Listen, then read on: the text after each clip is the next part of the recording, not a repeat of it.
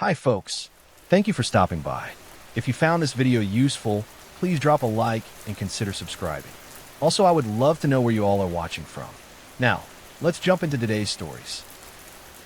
Our story takes us to California in the 1970s, to a world of bright television lights, seemingly ordinary dating shows, and the dark reality hidden behind the charm of a man who preyed on unsuspecting women. Rodney Alcala was a man who could easily blend into social situations. Charismatic, polished, and intelligent, he had an uncanny ability to present himself as trustworthy and even likable. On the surface, he appeared to be just another young professional, someone who could hold a conversation, make others feel at ease, and seemingly belong in any social circle. But beneath that facade was a calculating individual with a history of manipulation, violence, and murder. His early life was marked by instability. Born in 1943 in New York, Alcala exhibited troubling behavior from a young age, often isolating himself or engaging in manipulative conduct. In adulthood, he moved to California, where his outward charm masked a growing pattern of predatory activity. He began targeting women, initially those he encountered in everyday life, neighbors, acquaintances, or those in positions of vulnerability. By the early 1970s, Alcala's crimes escalated. He would lure women under seemingly innocent pretenses, casual introductions, promises of friendship, or the beginnings of romantic interest. Once isolated, he would exert control, ultimately committing acts of sexual assault and murder. His victims were primarily young women, often alone or in situations where he could gain proximity without raising suspicion. What made Alcala notorious, however, was his appearance on television. In 1978, he competed as a contestant on The Dating Game, a popular show that paired a bachelor with potential matches based on charm, humor, and first impressions. The juxtaposition of his smiling, confident demeanor on national television with the reality of his crimes added a chilling dimension to his story. Millions of viewers saw a friendly, charismatic man, unaware that he was already a murderer at large. Investigators eventually linked Alcala to multiple disappearances and murders in California. Over a span of several years, evidence suggested he had killed at least 8 women, though the actual number may be higher.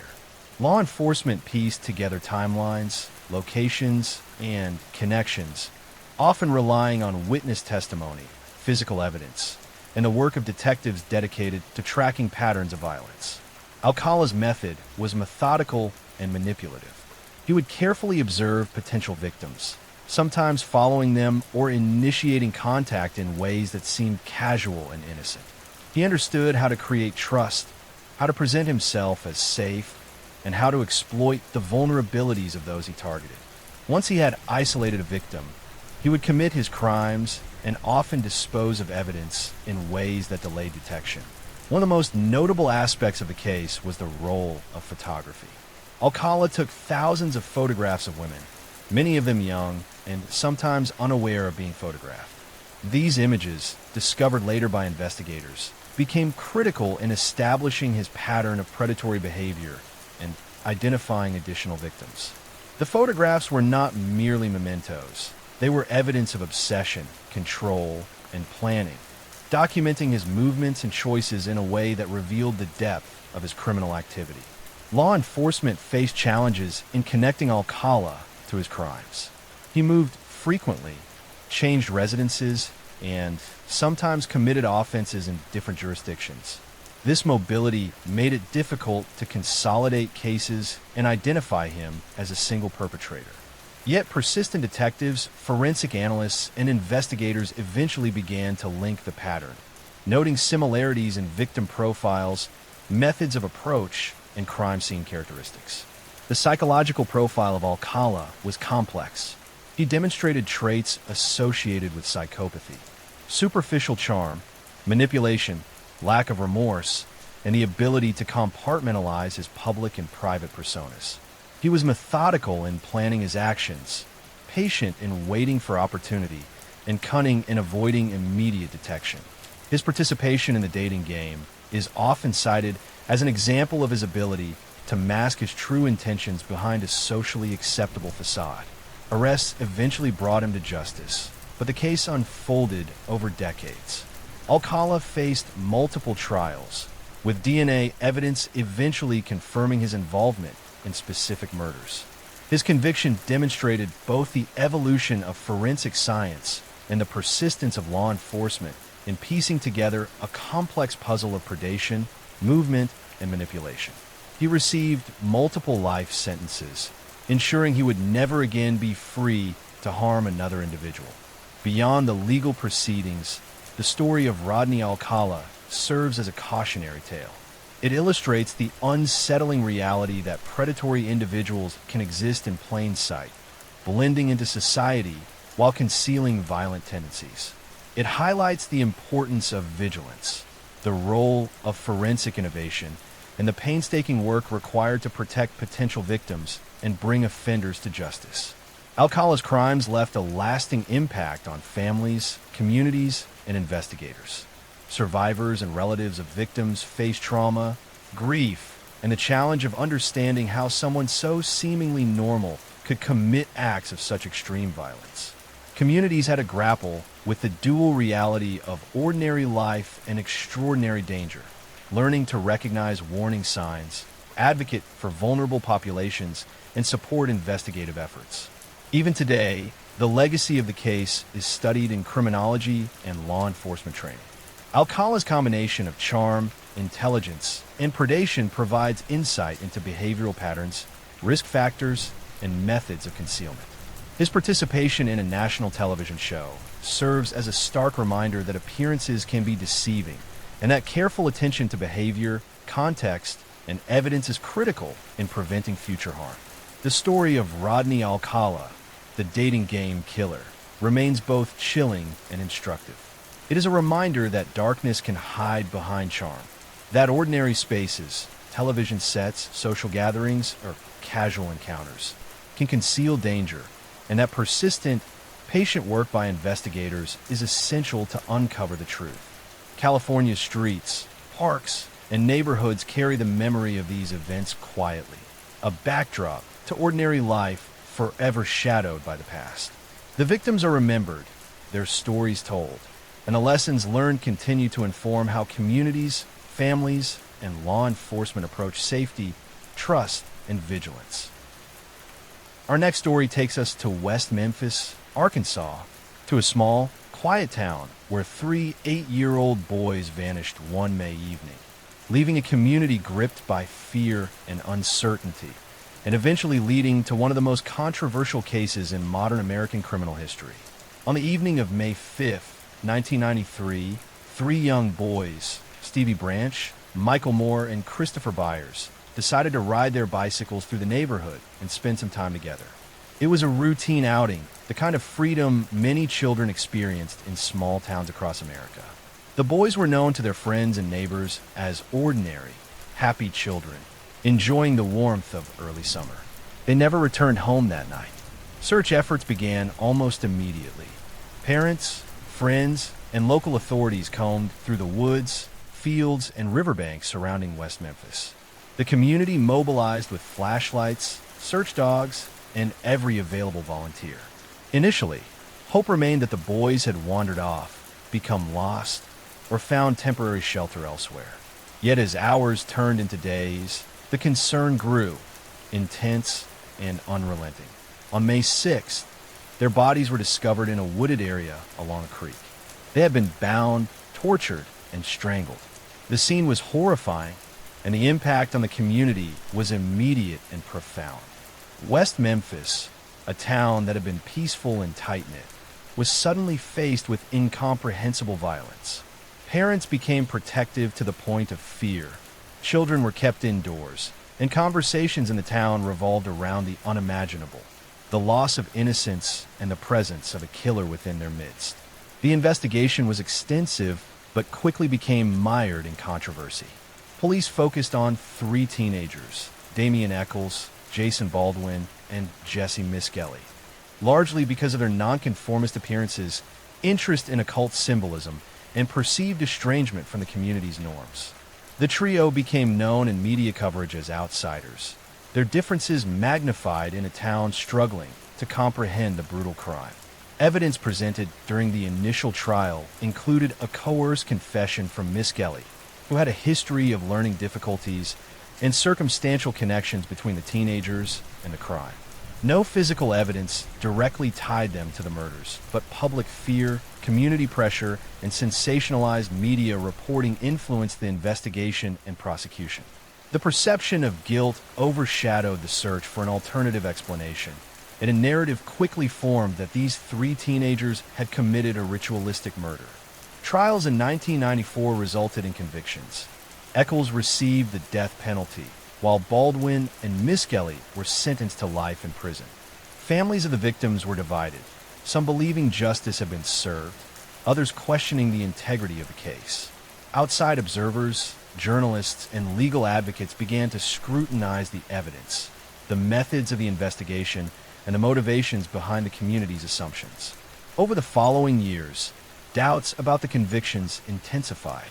Advances in DNA testing revealed that biological material found at the crime scene did not match Eccles, Baldwin, or Miskelly. New suspects emerged, and previously overlooked leads were reconsidered. The case became emblematic of the dangers of bias in criminal investigations, illustrating how fear, prejudice, and societal pressure can shape the outcome of trials. Eccles, Baldwin, and Miskelly spent nearly 2 decades in prison. Appeals, media coverage, and advocacy by legal experts and documentarians brought renewed attention to their plight. The narrative shifted from one of clear guilt to one of potential wrongful conviction, raising questions about investigative methods, evidentiary standards, and the influence of cultural perceptions on the justice system. In 2011, after persistent legal challenges and growing evidence suggesting their innocence, the three were released through an Alford plea, a legal mechanism allowing them to maintain their claims of innocence while acknowledging that prosecutors had sufficient evidence to convict. The decision sparked complex reactions: relief and joy for the release, continued grief for the victims' families, and debate over the nature of justice itself. The West Memphis 3 case left an indelible mark on American legal history. It highlighted the potential consequences of societal bias, the importance of scientific evidence in criminal investigations, and the long-term impact of wrongful convictions. Communities, courts, and law enforcement agencies were forced to examine procedures, assumptions, and the balance between public fear and objective investigation. For the town of West Memphis, the memories lingered. Streets, wooded areas, and neighborhoods carried the weight of tragedy and controversy. Families lived with grief complicated by the uncertainty surrounding the convictions and the lingering questions of who is truly responsible for the murders. Conversations, schools, and local life were all shaped by the collective experience of loss, fear, and the pursuit of truth. Even now, the case resonates as a study of how appearances, social conformity, and community pressures can influence the path of justice. It demonstrates the resilience of individuals fighting to prove innocence, the enduring commitment of advocates and legal teams, and the critical role of scientific and forensic advances in re-evaluating historical cases. The West Memphis 3 story is a reminder of the fragility of trust, the consequences of assumption, and the persistent tension between justice and societal perception.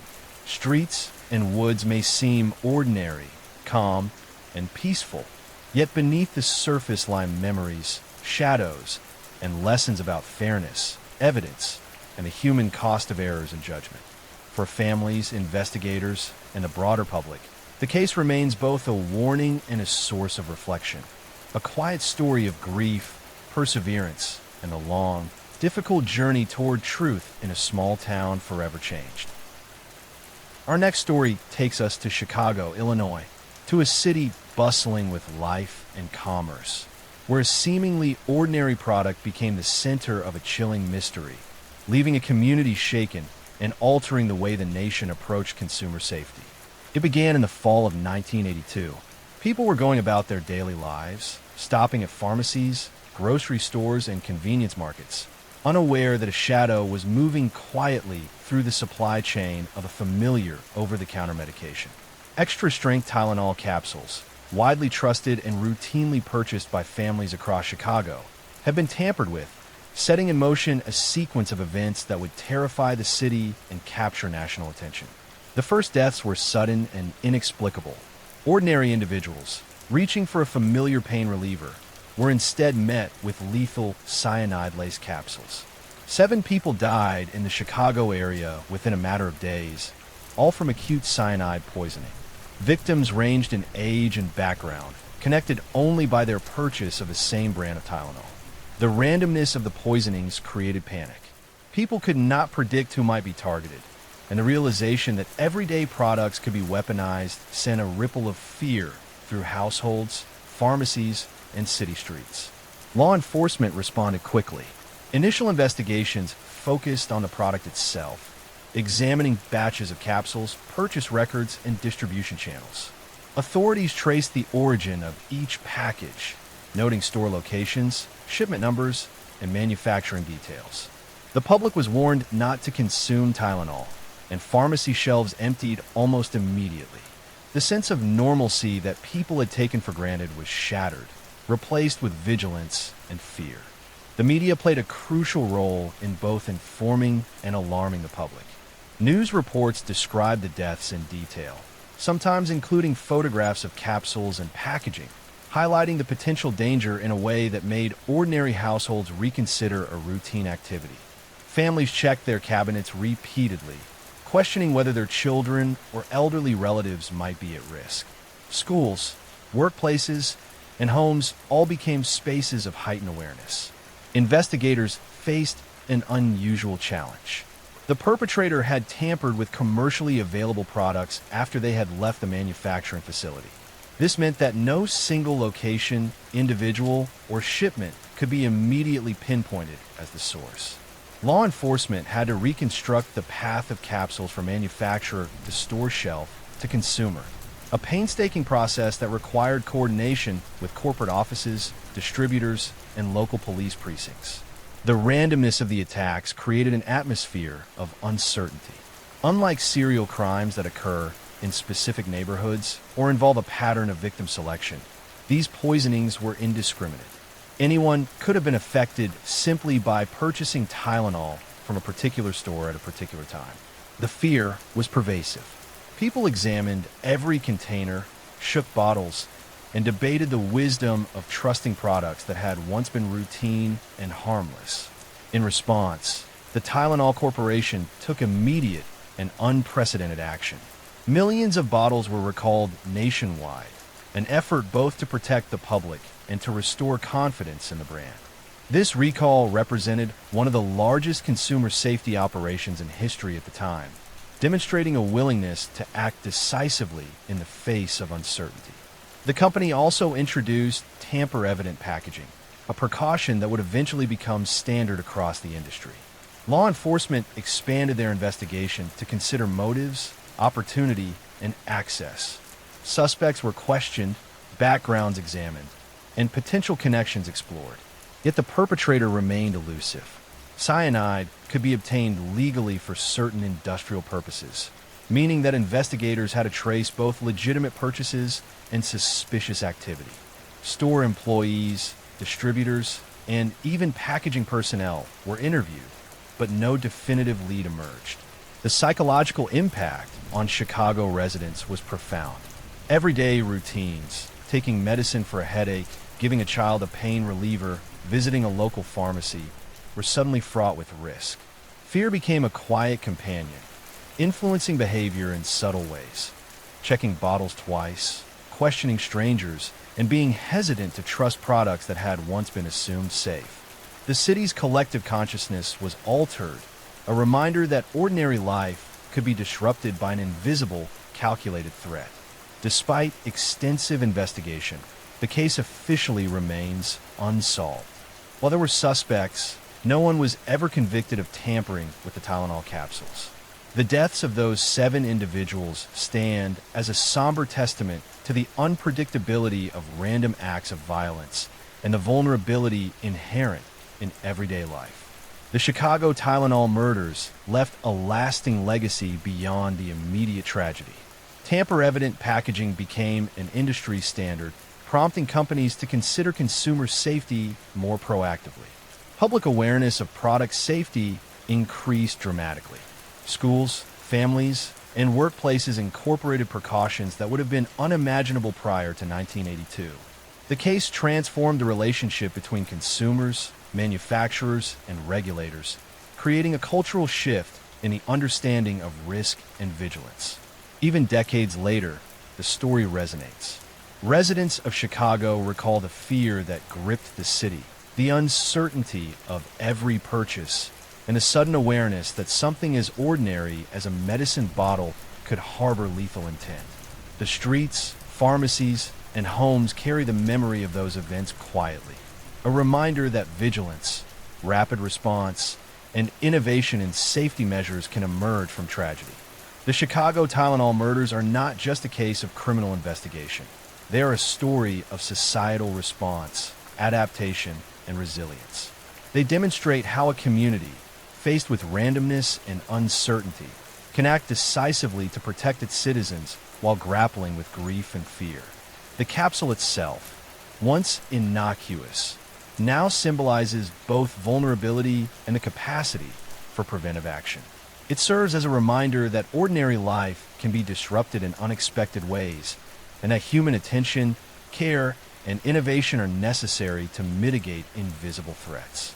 The families of the victims, the investigators, and the broader public carry the memory forward, ensuring that the lessons learned continue to shape policies, behavior, and collective awareness. Chicago returned to its rhythm after the events, with streets bustling, stores stocked, and families resuming ordinary life. Yet the quiet memory of those weeks in 1982 lingers. The fear of the unknown, the sudden awareness that danger can be hidden in the most ordinary places, and the realization that vigilance must sometimes extend to the smallest, most mundane objects in daily life. Our next story takes U.S. to Ontario, Canada, into the quiet suburban neighborhoods stretching between St. Catharines, Burlington, and Scarborough. Streets here slope gently past tidy homes, trimmed lawns, and rows of trees that lean over asphalt like guardians of a peaceful routine. For years, people walked these sidewalks without worry, believing nothing truly dark could grow in a place so ordinary. Yet in the late 1980s and early 1990s, something dangerous lived behind that facade of comfort. Something that appeared charming on the outside, but carried a very different truth beneath the surface. It began with a meeting. In October of 1987, a young woman named Carla Homolka attended a pet convention in Toronto. She was 17, bright, ambitious, drawn to animals, and known among friends for her friendly personality. At the same event, a 23-year-old man named Paul Bernardo was also wandering the aisles. To outsiders, he was everything a suburban community admired. Well-dressed, soft-spoken, and handsome in a clean, polished way. When they crossed paths, the connection seemed immediate. They talked, they laughed, and before the evening ended, they appeared almost magnetically drawn to each other. Those around them saw an attractive, charismatic couple who fit together as if they had stepped out of a magazine. Over time, the nickname the Ken and Barbie couple followed them, capturing the surface impression that so many people had. Two youthful, photogenic partners who appeared to be living a picture-perfect life. But beneath the smooth exterior was a relationship built on control, secrecy, and an unsettling dynamic that no one outside their inner circle could see. Paul had long cultivated a double life. On one side was the polished image. On the other was something far darker, an obsession with dominance and cruelty that had grown in private long before he ever met Carla. In Scarborough, a series of attacks had already been unfolding, cases involving women who had been followed late at night or approached near bus stops. The assaults were sudden, violent, and seemingly without motive. Authorities struggled to find a suspect. Witness descriptions were vague, and each incident seemed to fade into the next without a trace that could fully connect them. During this same period, Paul and Carla's relationship deepened. Carla became increasingly devoted to him, drawn into his world and influenced by his expectations. As the months passed, the two began to form a partnership that blurred boundaries and erased the lines that most people instinctively hold firm. In December of 1990, Carla introduced a situation that would later stand at the center of countless questions. Her younger sister, Tammy, was 15, kind, soft-spoken, and still living at home with their parents in St. Catharines. She adored her older sister and trusted her without hesitation. During Christmas celebrations that year, the Homolka household was filled with holiday music, wrapped gifts, and the warm light of a family gathering. Nothing seemed unusual, nothing alarming. But as the night ended and the house grew quiet, a tragedy occurred that would permanently alter the lives of everyone connected to it. Tammy was found unresponsive in her bedroom. Attempts to revive her failed. The family grieved, believing it to have been a terrible accident, something involving alcohol, illness, or a sudden medical complication. No one imagined anything else. No one could even conceive of another explanation. Life moved on, at least outwardly. Paul and Carla soon became engaged. Their wedding plans unfolded with photographs, flower arrangements, and conversations about dresses and venues. And yet, underneath the normal preparations, another series of events began to unfold. Throughout 1991 and 1992, two young women, Kristen French and Leslie Mahaffey, lived their lives in two separate towns that seemed worlds apart. Leslie was 14, energetic and artistic, navigating the sometimes turbulent early teenage years. Kristen was 15, disciplined, athletic, focused on school and family. They did not know each other. Their paths had never crossed. But in the spring and summer months of 1991 and 1992, each disappeared. Leslie went missing first. It happened just before dawn, when most of the world was still asleep. A quiet street, a momentary lapse in safety, and a sudden encounter with a couple who seemed friendly enough from a distance. Days passed with search parties. Flyers appeared on telephone poles and inside grocery stores. Families and volunteers moved through wooded areas with flashlights and hopeful determination. Weeks later, Kristen disappeared. She had last been seen walking home, sunlight still hovering in the evening sky, the day still carrying the warmth of early spring. Once again, the community mobilized. People combed ditches, riverbanks, and empty lots. Alert bulletins circulated through schools and neighborhood watch groups. The disappearances forced Ontario into a state of unease, an atmosphere of worry that settled over entire towns. Yet still, the police had no clear suspect, no identifiable vehicle, no consistent description. Behind closed doors, Paul and Carla continued their lives. They married in a ceremony that drew attention for its glamour. White horses, elegant dresses, and photographs that captured the pristine image of a joyful celebration. People saw the outward happiness, completely unaware of the reality concealed behind it. But evidence, even when hidden, has a way of resurfacing. As investigators worked tirelessly to trace the movements surrounding the disappearances, small observations began to accumulate. Neighbors recalled odd noises. Store clerks remembered faces that seemed somehow familiar. Fragments of information, nothing definitive on their own, began to slowly form a picture that pointed toward a couple who did not fit the standard mold of suspicion, but whose timeline intersected uneasily with the events. By early 1993, the investigative effort shifted dramatically. A DNA database had been expanding across Canada, and older cases were being retested with newer technology. When Paul's DNA was compared against sample from the Scarborough assaults, the match was undeniable. Investigators realized that the person they had long searched for had been living in plain sight, maintaining a polished public persona while carrying a concealed history of violence. Once authorities identified Paul as a suspect, his home in Port Dalhousie became the center of intense surveillance. Officers monitored movements, recorded voices, and traced routines. Behind the scenes, Carla's behavior shifted as well. She approached family members with growing anxiety, hinting that she had been living with fear for some time. Before long, the couple separated. Shortly afterward, Carla sought medical treatment for injuries she said were caused by Paul. Her family, alarmed, guided her to speak with police. And in that conversation, pieces of truth began to unravel. Carla revealed details that investigators had never expected, information that connected the couple to the disappearances of Leslie and Kristen. As detectives listened, the complexity of the case widened far beyond the initial suspicions. Search warrants were obtained. Officers entered the house, and deep within the home, hidden behind everyday objects, they found videotapes, recordings that documented the reality of the crimes. What had once been a puzzle of missing persons, fragments of evidence, and scattered witness memories now became a coherent and devastating picture. The arrests were swift. In February 1993, Paul was taken into custody. Charges followed, multiple counts related to the assaults, the abductions, and the deaths. The legal proceedings soon expanded into one of the most widely watched cases in Canada.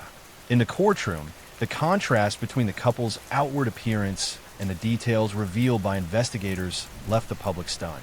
Carla, who had cooperated early, entered into a plea agreement that resulted in a reduced sentence. Paul, on the other hand, faced the full weight of the evidence. The videotapes were considered central to the prosecution's case. Audio and visual confirmation of events that no one could dispute. Witness testimony, DNA results, and circumstantial evidence built a structure of certainty around the facts. In 1995, Paul was convicted on multiple counts, including the murders of Leslie Mahaffey and Kristen French, as well as numerous additional charges. He received a life sentence with no possibility of parole for 25 years, later designated a dangerous offender, a classification that effectively prevents release. Carla served her sentence and, after 12 years, was released under supervision. Her presence in public life remained a subject of discussion, yet legally, her obligations ended once her term was complete. As for the communities affected, the neighborhoods where Leslie and Kristen once lived, the families forever changed, and the towns that carried the weight of the case. The years moved forward with a quiet resilience. Vigils were held, memorials were built, and school halls that once echoed with the voices of two young girls became reminders of lives interrupted too soon.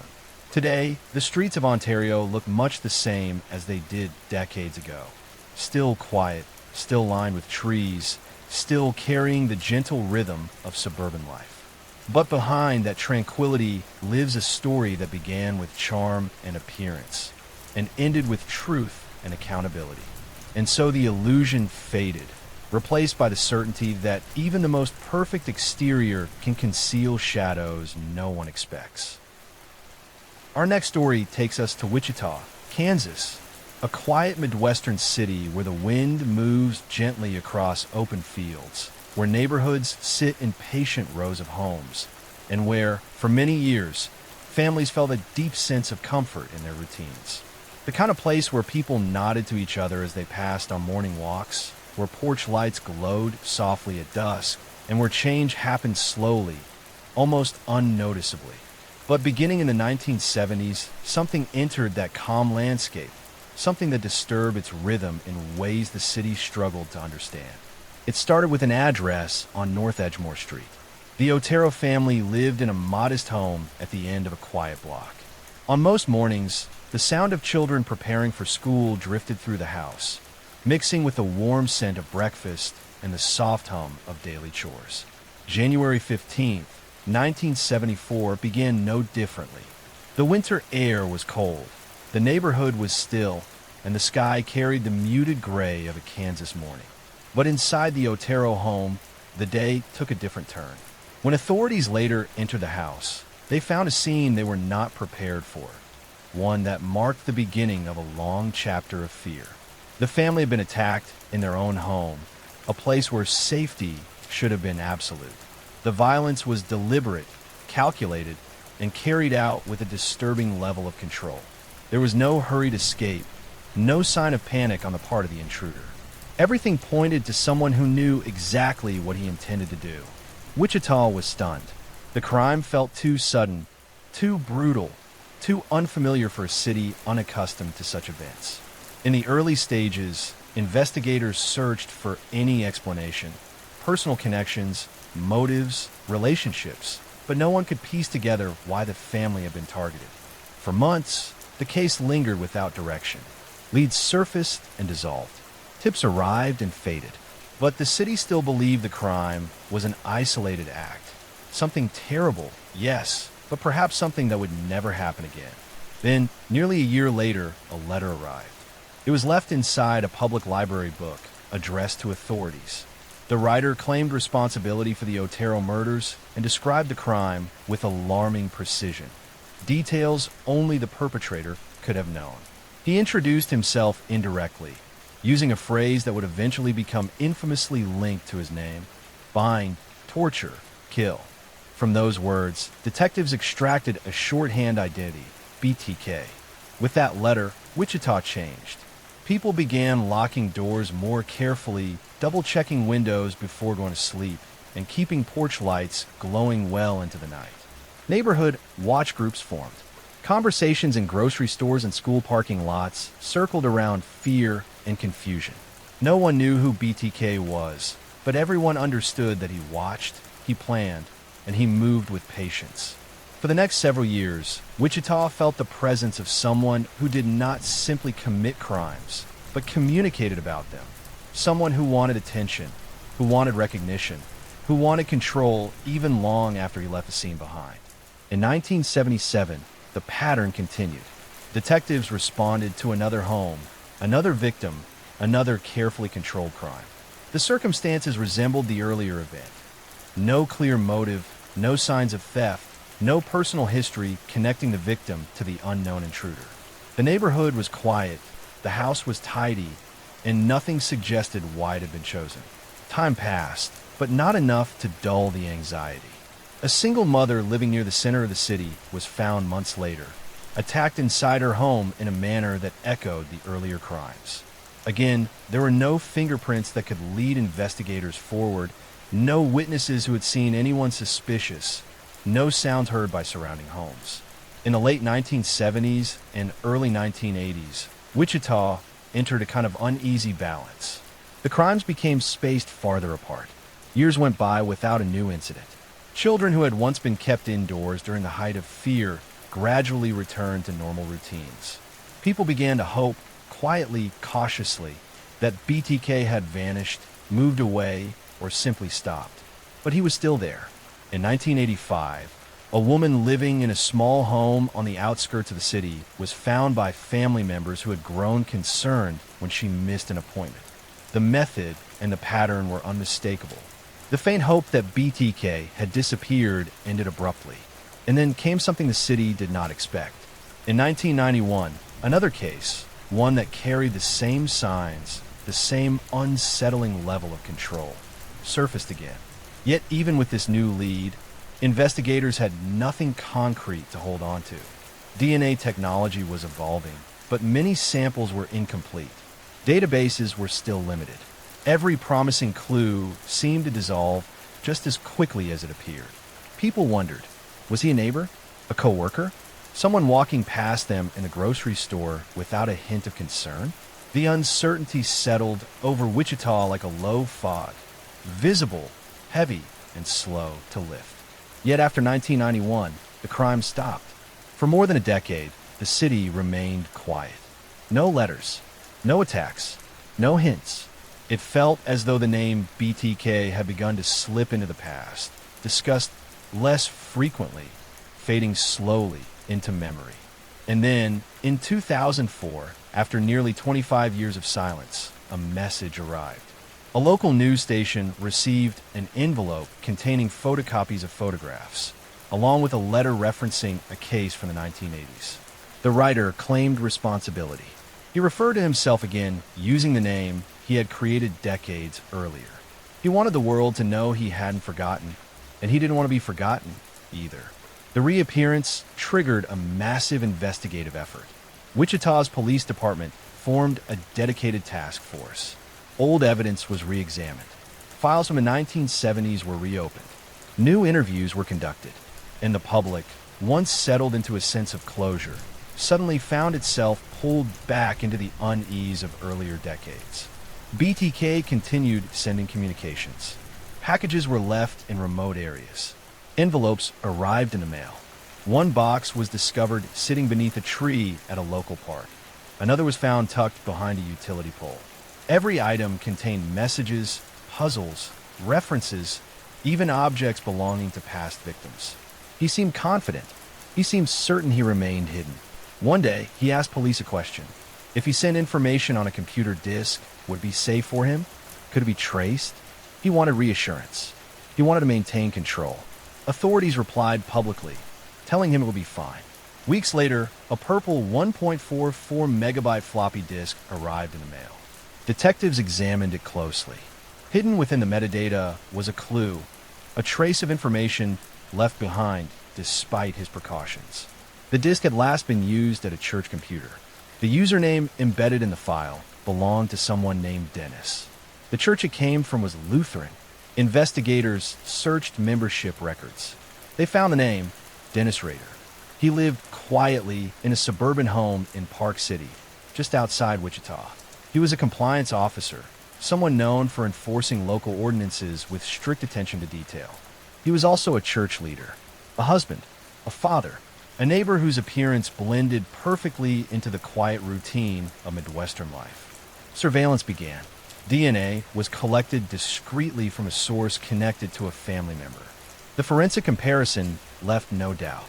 On February 25, 2005, after more than 3 decades of fear, uncertainty, and unanswered questions, officers pulled over a black Jeep Cherokee on a residential street. Inside sat Dennis Rader. He was arrested calmly. There was no confrontation, no attempt to flee. He watched the officers with the same composed demeanor he had shown throughout his public life. His voice was soft, unhurried, almost polite. At the police station, he talked. He described events from the 1970s and 1980s with unsettling clarity, recounting details only the perpetrator could have known. He explained how he planned, how he watched, how he carried out each crime with patience and preparation. His double life, maintained for decades, unfolded in a timeline that left investigators stunned. By the time he entered the courtroom, the truth was no longer a mystery. DNA results, evidence collected from old scenes, and Rader's own statements formed a complete, irrefutable picture. Family members of the victims were present, listening in silence as he spoke. The atmosphere inside the courtroom remained steady, heavy, and focused. In August 2005, Dennis Rader was sentenced to 10 consecutive life terms, effectively ensuring he would never leave prison. Wichita exhaled. The decades of uncertainty had finally ended. The figure who had once controlled the city's fear was now confined, every movement monitored, every moment accounted for. The neighborhoods he once walked are peaceful again. Children playing in front yards, porch lights glowing at dusk, streets settling into their nighttime quiet. And though the wind still moves softly across the Kansas plains, it now carries with it the certainty that one of the longest mysteries in the region's history has come to a close.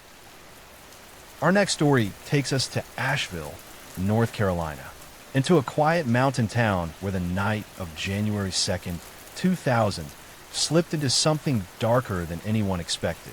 The winter air had settled over Asheville with a kind of stillness that made every sound feel sharper. On that Sunday night, 21-year-old Zeb Quinn finished a shift at the Walmart where he worked. He was a shy, soft-spoken young man, known for being reliable, kind, and always willing to help. His co-workers remembered how quickly he moved when someone needed assistance, how he seemed happier helping others than drawing attention to himself. As his shift ended, he walked out into the parking lot with a co-worker, someone he had recently befriended. The man's name was Jason Owens. Zeb had been talking for days about a car he wanted to buy, an older Mitsubishi that he thought he could fix and use for work. Owens said he knew where the seller lived and offered to drive with him to check it out that evening. It was already after 9 p.m., but Zeb didn't seem bothered. He told his family he planned to look at a car, nothing more. The two men drove off separately. Zeb in his Mazda Protege, Jason in his pickup truck, heading toward the rural outskirts of Asheville. They were last seen on surveillance cameras leaving the parking lot just minutes apart. What followed is one of the strangest and most unsettling sequences of events in any missing person case. About 15 minutes after they left the Walmart area, Owens reported that Zeb suddenly flashed his headlights, signaling him to pull over. When they stopped, Owens would later tell police that Zeb seemed agitated and confused, as though shaken by something he couldn't quite explain. He said Zeb told him he had received a message and needed to leave immediately, but he didn't give details. He simply drove off quickly, disappearing into the night.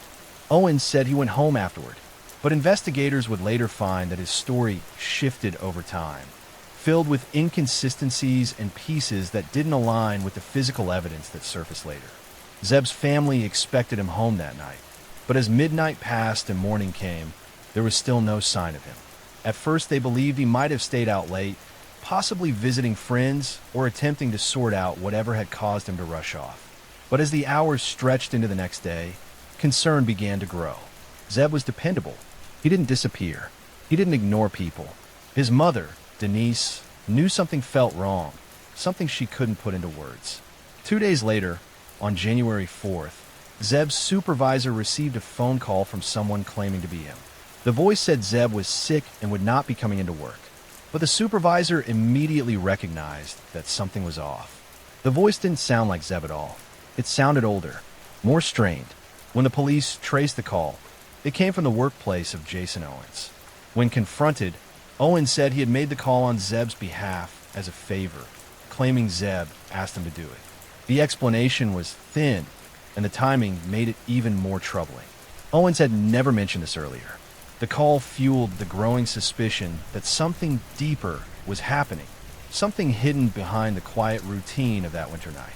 But the most disturbing turn came nearly 2 weeks after Zeb vanished. His Mazda was found abandoned in the parking lot of a Little Pig's barbecue restaurant, not far from the hospital where his mother worked. The car appeared to have been deliberately placed there, almost staged. Inside, police found several strange items, including a jacket that did not belong to Zeb, a hotel key card with no connection to him, and a live puppy, small, frightened, and wandering around the interior. There was no explanation for any of it. No link to Zeb's work, his family, or anything in his life. Detectives could not explain why the dog was there. They couldn't trace where the jacket came from. The hotel key card led nowhere. These details, scattered and inexplicable, created a sense that someone was intentionally trying to scatter the investigation, creating noise that led away from wherever the real trail might have been. There was, however, something else. On the rear windshield of the car, someone had drawn lips, an unusual symbol made with lipstick. Zeb's mother said she had never seen anything like that on the car before. It was as if someone had left it there deliberately, knowing it would be noticed. Through interviews, searches, and retraced steps, investigators repeatedly circled back to Owens. His explanation of the night kept changing, and his behavior grew stranger with every interaction.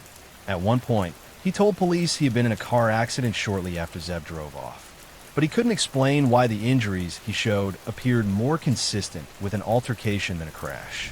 A later medical report raised even more questions about the nature and timing of those injuries. In the years that followed, rumors circulated around Asheville. Some believed Zeb had run away. Others speculated that something happened between the two men that night, something that Owens had spent years hiding behind vague stories and contradictory statements. Owens remained in town, living quietly, rarely speaking publicly about the case. And for a long time, there was little movement. The trail had grown cold. Then, more than 12 years later, the story took a sudden and chilling turn. In 2015, Owens was arrested for the disappearance of an entire family from the area, the Codd family, whose case had deeply shocked the community. During the investigation that followed, authorities uncovered disturbing evidence and charged Owens with their murders. As detectives dug deeper into his background and actions, they revisited the many unanswered questions surrounding Zeb Quinn. For the first time, they publicly named Owens as a suspect in Zeb's disappearance. Detectives stated that they now believed foul play had occurred back on that winter night in 2000 and they believed Owens had been involved. But there was still something missing, something they could not yet find. Zeb himself. In 2017, Owens was officially indicted for Zeb's murder. Prosecutors laid out a clearer timeline, suggesting that whatever happened had taken place shortly after the two men left their workplace together. But even after the indictment, Owens offered no answers. He made no confession, no disclosure of what truly happened or where Zeb might be. To this day, Zeb's body has never been found. The case sits in a quiet, heavy space between fact and uncertainty. There is a timeline, a suspect, a night filled with inconsistencies, but the central truth remains unseen. A young man left his workplace, drove into the dark with someone he trusted, and vanished completely within a matter of hours. The mountains around Asheville have long been described as peaceful, still, and protective. But they also carry shadows, places where secrets settle into the landscape and remain untouched.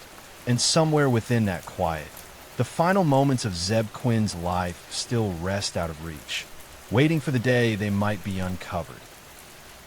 Our next story takes us to rural Minnesota, to long, empty highways and quiet farmland where a single phone call became the last thread connecting a young man to the world he knew. The night of May 14th, 2008 began like many early summer evenings in southwestern Minnesota. The fields were still, the wind was low, and the horizon stretched out in every direction. In the town of Marshall, 20-year-old Brandon Swanson had just finished the semester at his community college. He was studying wind energy, a program that fascinated him because it blended engineering with the wide, open spaces he grew up around. That night, he attended a small gathering with friends to celebrate the end of classes. There was nothing unusual about the evening. Brandon was cheerful, relaxed, and looking forward to summer. Shortly after midnight, he decided it was time to head home. His parents lived in the nearby town of Marshall, only about a half-hour's drive through farmland and rural roads. Sometime between midnight and 1 a.m., Brandon started the drive back in his green Chevy Lumina.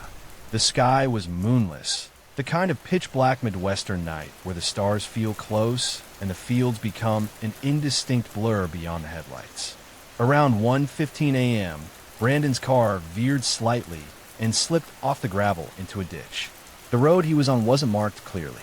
It was the kind of place where a narrow lane blends into farmland without a clear border and where a single misjudged angle can pull a car into soft ground. Brandon wasn't injured. His tone, later on the phone, made that clear. He simply couldn't get the car back onto the road. After a few attempts to drive forward, then reverse, he realized he would need help. So he called his parents. It was 1:54 a.m. The Swanson household woke to the sound of Brandon's voice. He sounded calm, just slightly frustrated. He explained that he had gone off the road and needed someone to come pick him up. He told them he believed he was near Lind, a small town southwest of Marshall. His parents, Brian and Annette, got dressed, grabbed their keys, and drove out to find him. Brandon stayed on the phone, keeping them updated. He told them that he could see lights from what he believed was the town of Lind. The directions he gave were steady and confident. He didn't sound lost. He sounded certain. But when his parents arrived at the spot he described, there was no car, no headlights, no sign of their son standing by the road. They stayed on the phone with him, parking in an intersection near Lind, flashing their headlights into the darkness while Brandon flashed his back. Each time, they saw nothing. Neither set of lights reached the other. Both sides began to feel something was wrong. Brandon insisted he was in the right place. His parents insisted they were too. The two sets of landmarks weren't matching, as though they were describing two different landscapes. Minutes stretched into nearly an hour. At some point, Brandon decided he would leave the car and walk toward the lights he believed belonged to Lind. He told his parents to drive back and forth along a particular stretch of the road while he walked toward the town, keeping the call connected the entire time. So began the final recorded moments of Brandon Swanson's life. For nearly 47 minutes, Brandon stayed on the line, describing what he could see as he walked. His voice remained steady. He talked about heading toward what he thought was a gravel road. He mentioned hearing water nearby, possibly running across a ditch or a shallow creek. Sometimes the sound of his footsteps shifted, suggesting he moved between pavement and softer ground. Nothing he described sounded alarming. In the background, his parents listened to the early morning stillness around him. Wind, insects, and the quiet rhythm of a young man walking in the dark. No traffic, no voices, no sounds of distress. Then, at 2:30 a.m., everything changed. Brandon suddenly said, with a sharp edge to his voice, "Oh no," and the phone line went silent. Not a click, not static, just an abrupt end to the connection. His parents tried calling him back. The phone rang, but there was no answer. For hours they attempted again and again. The ringing eventually stopped, shifting to voicemail. It was unclear whether the battery had died or the phone had been damaged. They drove the rural roads until sunrise, searching every ditch and shoulder, hoping to see some sign of him walking. By morning, they contacted police. At first, the response was cautious. It was not uncommon for young adults to stay out all night, and many missing person reports resolved quickly. But as the hours passed, and as officers learned the details of the phone call, the urgency grew. A search began. After an extensive sweep, officers found Brandon's car. Not near Lynn, but north of Porter, a different town entirely, about 20 miles from where he believed he was. His sense of direction had been completely off, likely due to the confusing network of unlabeled gravel roads. The location of the car was rural in every sense. Fields stretching wide, few homes, and patches of uneven terrain shaped by small creeks and drainage ditches. It was the kind of place that felt quiet even in daylight. Foot searches began immediately. Officers fanned out. Deputies, volunteers, and later, search dogs combed the fields. They traced the likely paths Brandon might have taken based on the directions he gave during the call. Dogs picked up a scent that led toward the Yellow Medicine River, a shallow but wide, winding stretch of water that passed through farmland and brush. The scent trail moved along the banks, and then, according to reports, it seemed to enter the water and continue onto the other side, indicating Brandon may have tried to wade across. This became one of the central theories, that he had fallen or slipped into the water after ending the call. But even as the days passed, there was no sign of him. No clothing, no phone, no wallet, no physical trace at all. Search teams walked miles of riverbank, using poles to push through brush and reeds. Planes flew overhead. The Yellow Medicine River was dragged. Sonar was used. Divers searched where depths allowed, but the landscape offered nothing back.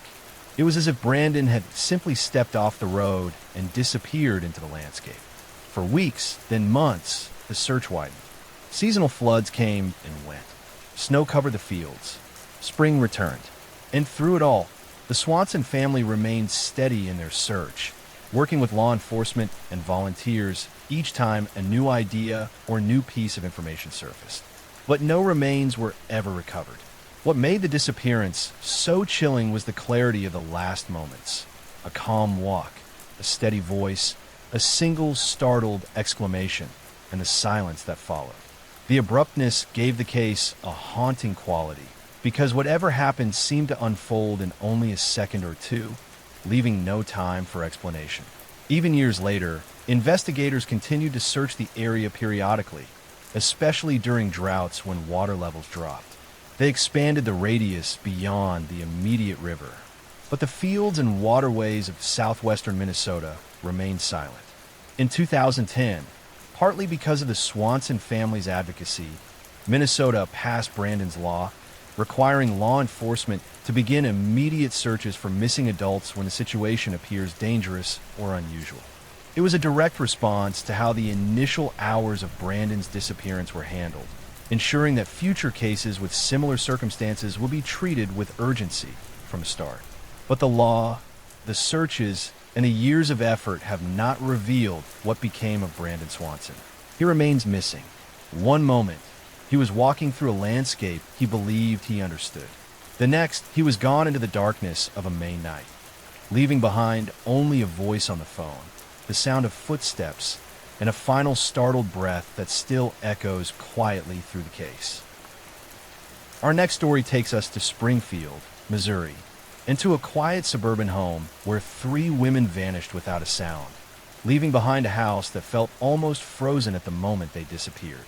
The night of June 6, 1992, settled softly over Springfield. It was graduation night, a warm beginning to the season, filled with excitement and the sense that life was about to expand.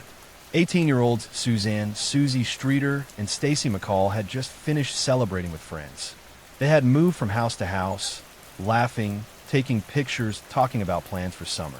They were thinking about college, their futures, and the next chapters waiting for them. As the night stretched past midnight, they decided not to drive to Branson, where they originally planned to spend the night at a hotel. Everyone was tired, and the idea of staying closer to home felt safer. So instead, Susie and Stacy drove back to Susie's mother's house, an ordinary single-story home on East Elmar Street, where 47-year-old Cheryl Levitt lived. Cheryl was a respected cosmetologist and a warm, steady presence in her daughter's life. The plan was simple. The two girls would sleep there, and in the morning they would meet other friends to go to a local water park. When they arrived, the house appeared calm. The lights were low, the neighborhood was still, and there was nothing unusual about the exterior. They likely slipped inside quietly so they wouldn't wake Cheryl. The house had always been a place of comfort and safety. By dawn the next morning, something had gone wrong. When the girls didn't show up at the water park meeting spot, friends tried calling. There was no answer. Hours passed, and worry began to creep in. Eventually, Stacy's mother, Janice McCall, decided to go to Cheryl's home to check on them. She arrived late in the morning, expecting to find the girls still asleep after a long night. But the moment she stepped inside, she felt uneasy. The front door wasn't locked. In fact, it seemed slightly ajar, as though it hadn't been pulled shut completely. The living room showed no sign of struggle. No overturned furniture, no broken glass. Only an odd sense that something was missing. The belongings of all three women were still there. Cheryl's purse, Stacy's purse, Susie's purse, everything neatly arranged, as if they had set their things down and intended to return at any moment. Susie's cigarettes were on the table, untouched. These were items she never went without for long. In the bedroom, the beds looked as though they had been slept in only lightly, the sheets slightly rumpled. Susie's clothes from a night before were piled neatly. Stacy's jewelry had been removed carefully and placed in her overnight bag. Even Cheryl's room looked normal. Nothing out of place, no obvious disturbance. But the house carried a strange, quiet tension.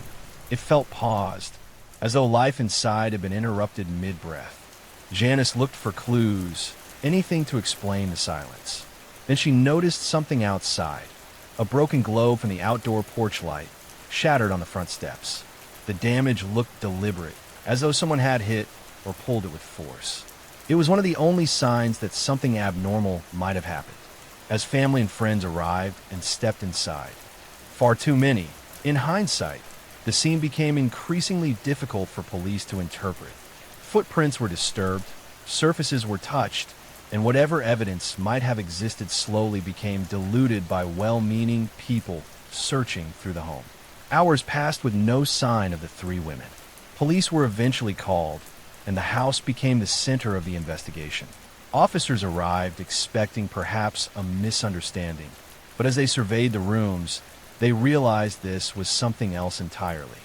Three women, one of them nearly 50 years old, did not simply walk away from their purses, their money, their keys, their cigarettes, and their home in the middle of the night.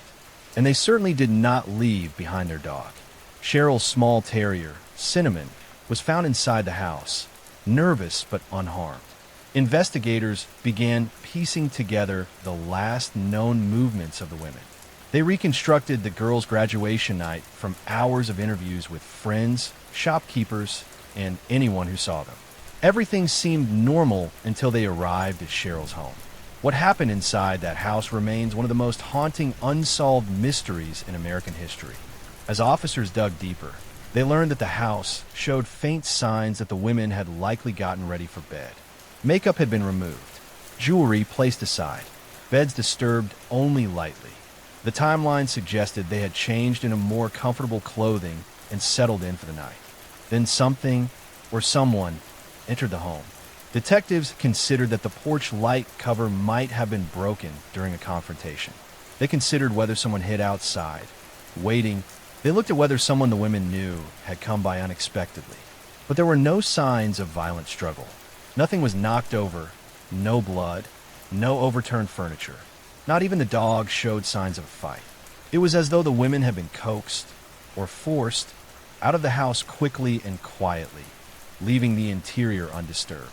It became increasingly clear to investigators that whatever happened had unfolded rapidly, possibly within seconds or minutes of the girls entering the home. Search efforts expanded quickly. Flyers were printed and distributed across Springfield.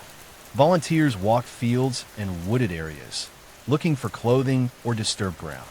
Police canvassed neighborhoods, reviewed tips, and questioned every known associate of the women. But no trace emerged. Then came one of the most unsettling claims in the case. A transient man told police he had seen the women in a van. Later, a separate tip suggested they had been spotted at a restaurant. None of these statements were verified. More tips followed, each stranger than the last, but none supported by evidence. Then, a year later, a woman called a police hotline claiming she knew what happened to them. The call abruptly cut off before officers could get information, and despite attempts to trace the number, the caller was never identified again. Detectives then looked at potential suspects. One name surfaced repeatedly: Robert Craig Cox, a man with a violent criminal history who had once lived in Springfield. Cox denied involvement, but made a series of statements that detectives found suspicious. At one point, he claimed he knew the women were dead, but said he would reveal the truth only after his mother passed away. Police could not confirm any part of his claim. The house on Delmar Street eventually stood empty. Cheryl had been in the process of renovating it, adding light fixtures and updating small details. Those unfinished pieces remained untouched, silent reminders of a life interrupted. As the years passed, the case continued to evolve. Tips came in from across the country. Excavations were performed in certain locations, including concrete foundations and wooded areas. One theory suggested the bodies had been buried beneath a parking garage built shortly after the disappearance. But ground-penetrating radar and later construction did not reveal anything conclusive. Despite the efforts, more than 15,000 tips, dozens of searches, and multiple persons of interest, the investigation remains open. There are no signs of forced entry, no signs of struggle, no ransom, no communication.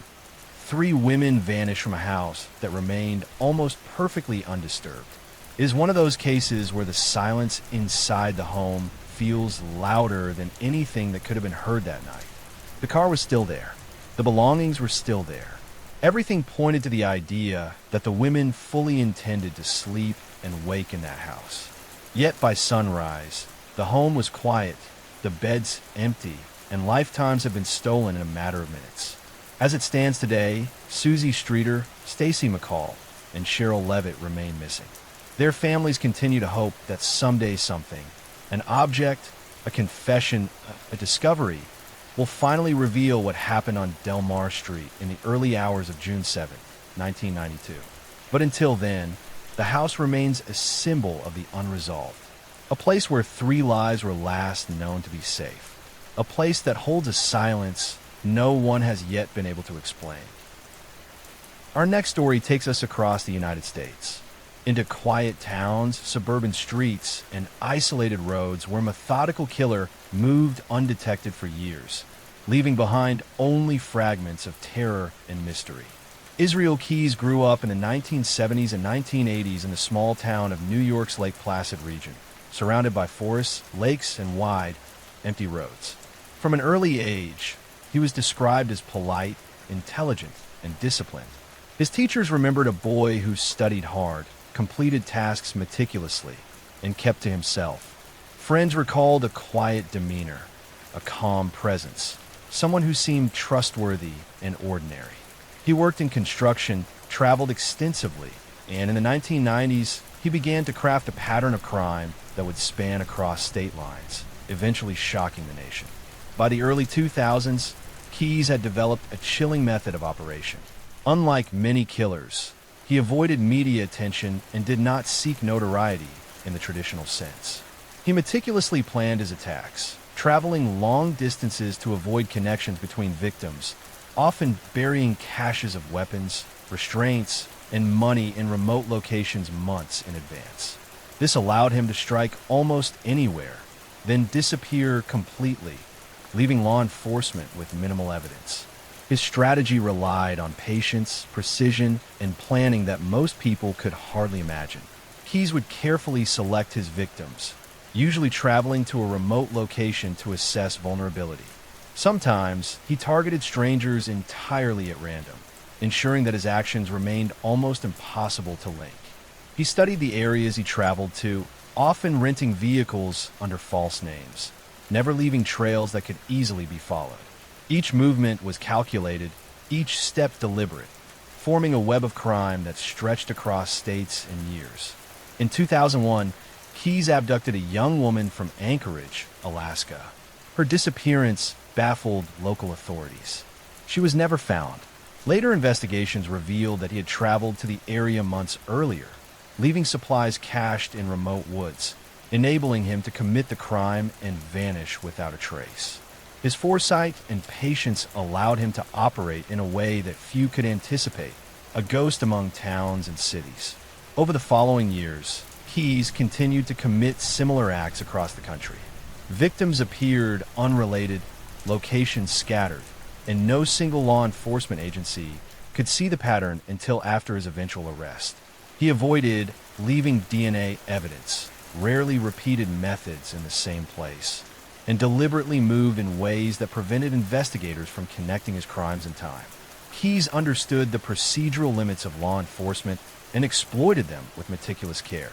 It wasn't until 2012 that authorities finally caught up with him. That year, in Texas, Keyes abducted and murdered 18-year-old Samantha Koenig, a barista working at a coffee stand in Anchorage, Alaska, who had come to Texas for a family trip. This crime was ultimately the one that unraveled his web of violence. After a careful investigation, Keyes was arrested and brought into custody.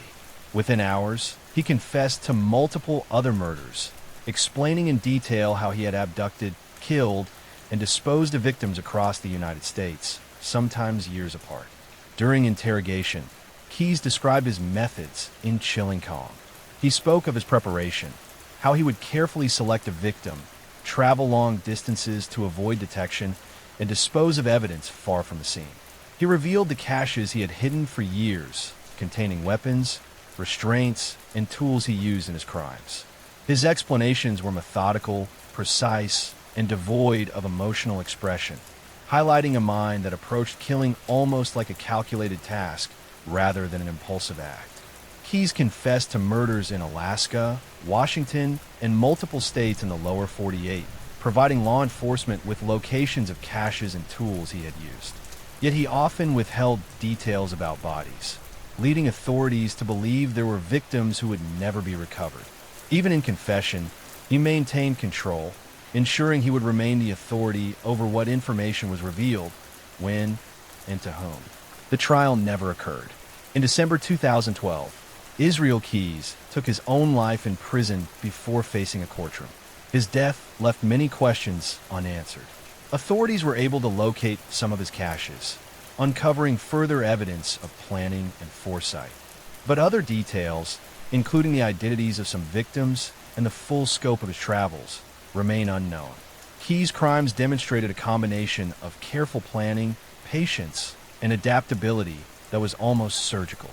He exploited anonymity, the vastness of the country, and the limits of law enforcement to move undetected. Investigators have described his approach as one of the most methodical and controlled patterns of serial killing in modern American history. Even today, the towns and cities he visited remain quiet, ordinary places. Streets look as they always have. Coffee shops and convenience stores continue to operate, and people live their lives without any hint of the danger that passed silently through their communities.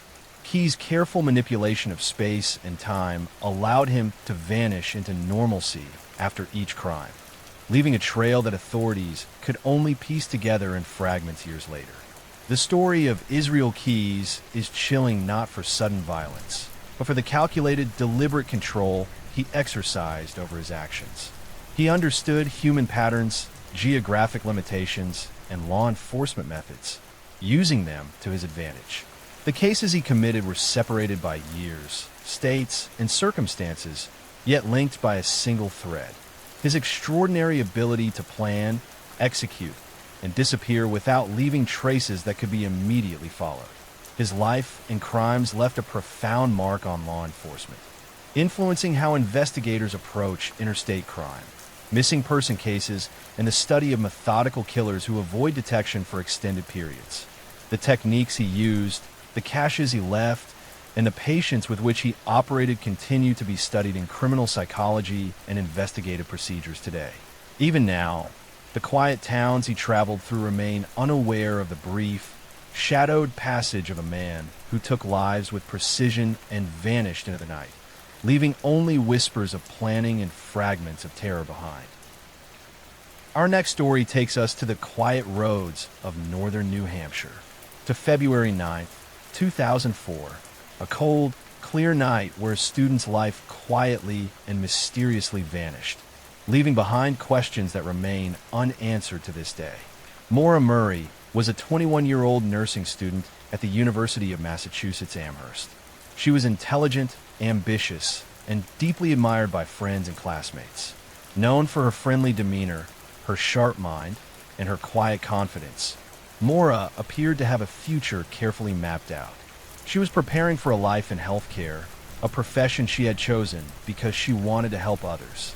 Her family described her as independent, responsible, and considerate, a young woman whose habits were consistent and whose plans were deliberate. The day before her disappearance, February 8th, 2004, Maura left campus under ordinary circumstances. She had a brief conversation with her boyfriend, drove home to her parents' house in Haverhill, Massachusetts, and appeared to engage in routine preparations for an upcoming trip to visit family and friends. Nothing in her behavior suggested immediate danger, panic, or unusual distress. She packed personal items, withdrew a modest amount of cash from her bank, and informed only a few people of her plans. Later that evening, she drove toward the northern reaches of New Hampshire, a journey of roughly 400 miles from her home. Her destination was not entirely clear to those she knew, though she had mentioned wanting to see her father and take some time away from school. The roads were dark, the weather cold and clear, with snow covering parts of the highways and rural lanes.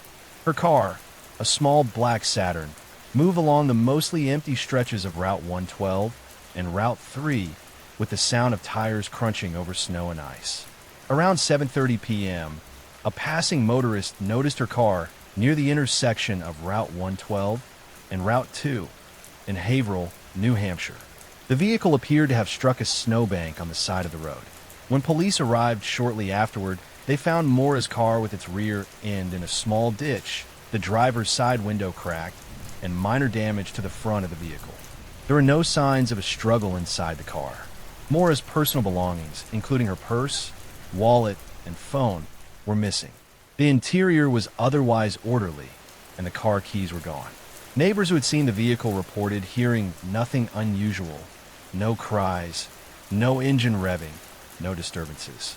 The car had been abandoned in a quiet, rural area where houses were spaced far apart and night fell early during February. The roads were isolated, with only occasional traffic passing by in either direction. The setting created a sense of immediate vulnerability, yet the area itself offered no clues, no footprints beyond those she might have made in the snow, and no nearby witnesses who could explain her movements after she left the car. Investigators quickly pieced together the timeline. She had left Amherst earlier that day, driven for several hours, and arrived at the location of the crash in the evening. Based on witness statements and physical evidence, it appeared she had been outside of the car, moving through the snow, but no tracks could be conclusively followed. The night was cold, and temperatures had begun to drop further after sunset, a factor that could complicate any search. Maura's family and authorities began an extensive search, calling on local volunteers, police, and later the New Hampshire State Police.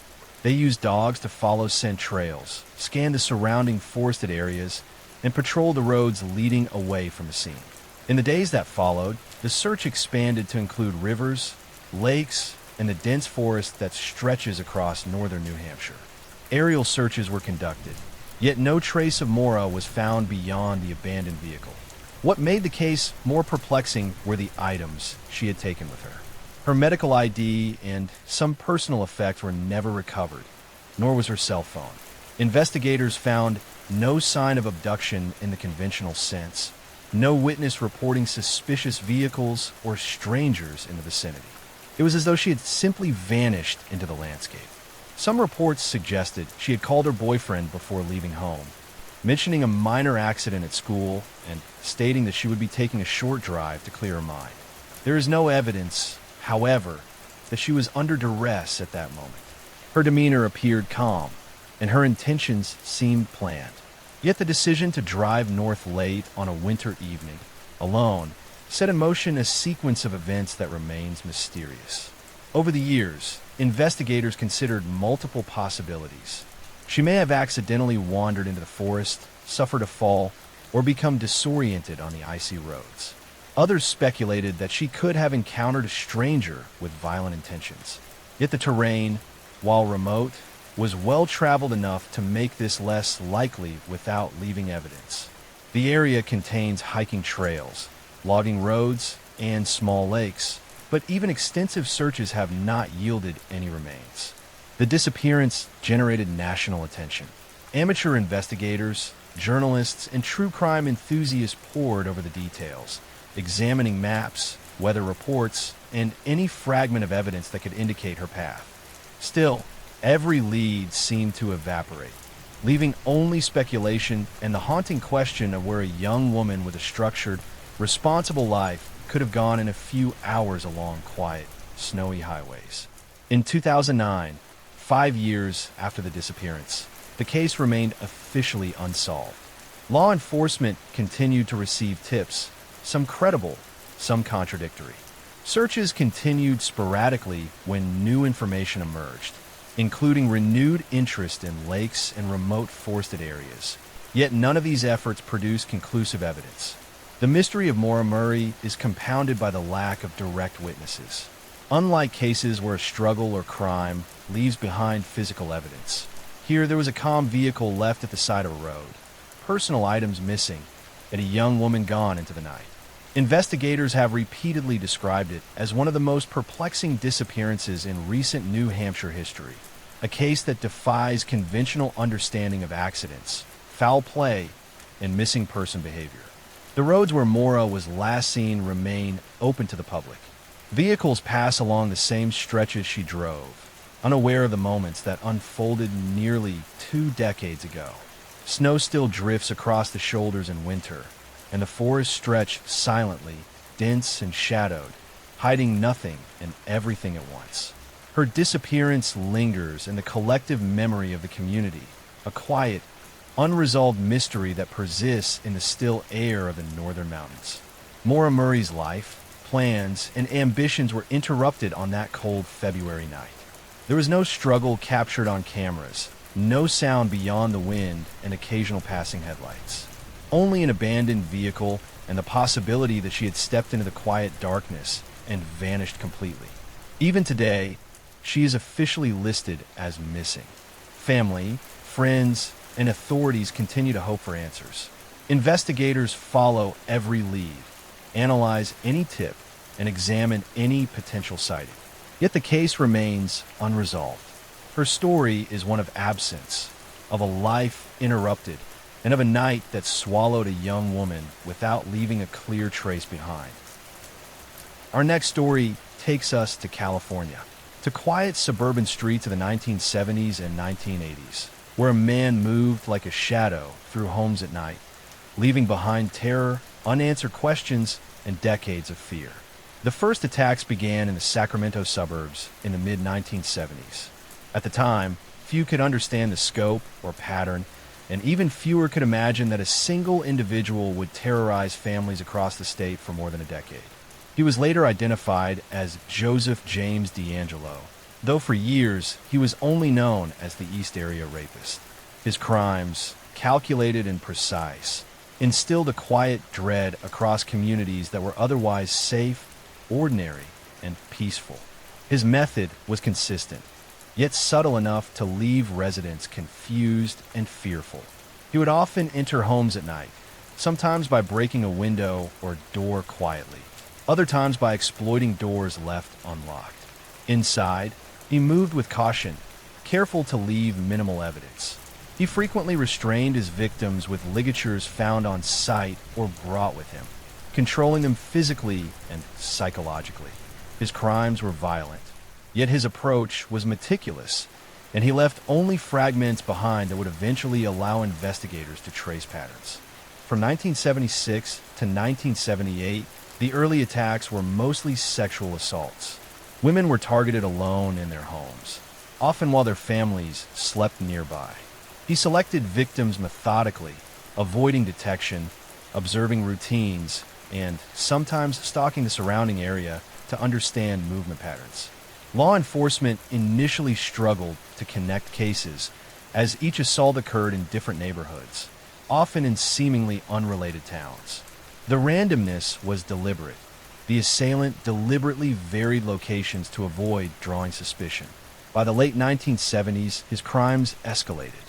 In addition to sexual assaults, he began committing burglaries, stealing personal items and money. He would sometimes bind victims and force them into obedience while searching homes, leaving behind small clues, yet nothing that could immediately identify him. His movement across Northern California, from Sacramento to Contra Costa County and beyond, made patterns difficult to establish. During these years, the East Area Rapist became infamous locally. Families were afraid to sleep alone. Communities discussed locks, alarms, and late-night security measures. He became a ghost, moving undetected across towns, leaving terror but no answers. Investigators noticed repeated traits.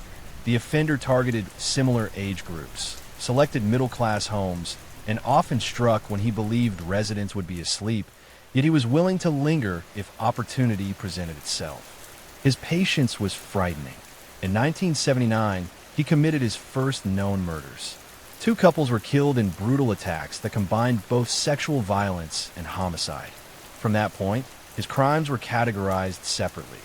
The Golden State Killer moniker was eventually applied retroactively to encompass all sexual assaults, burglaries, and murders committed by D'Angelo from 1976 to the mid-1980s.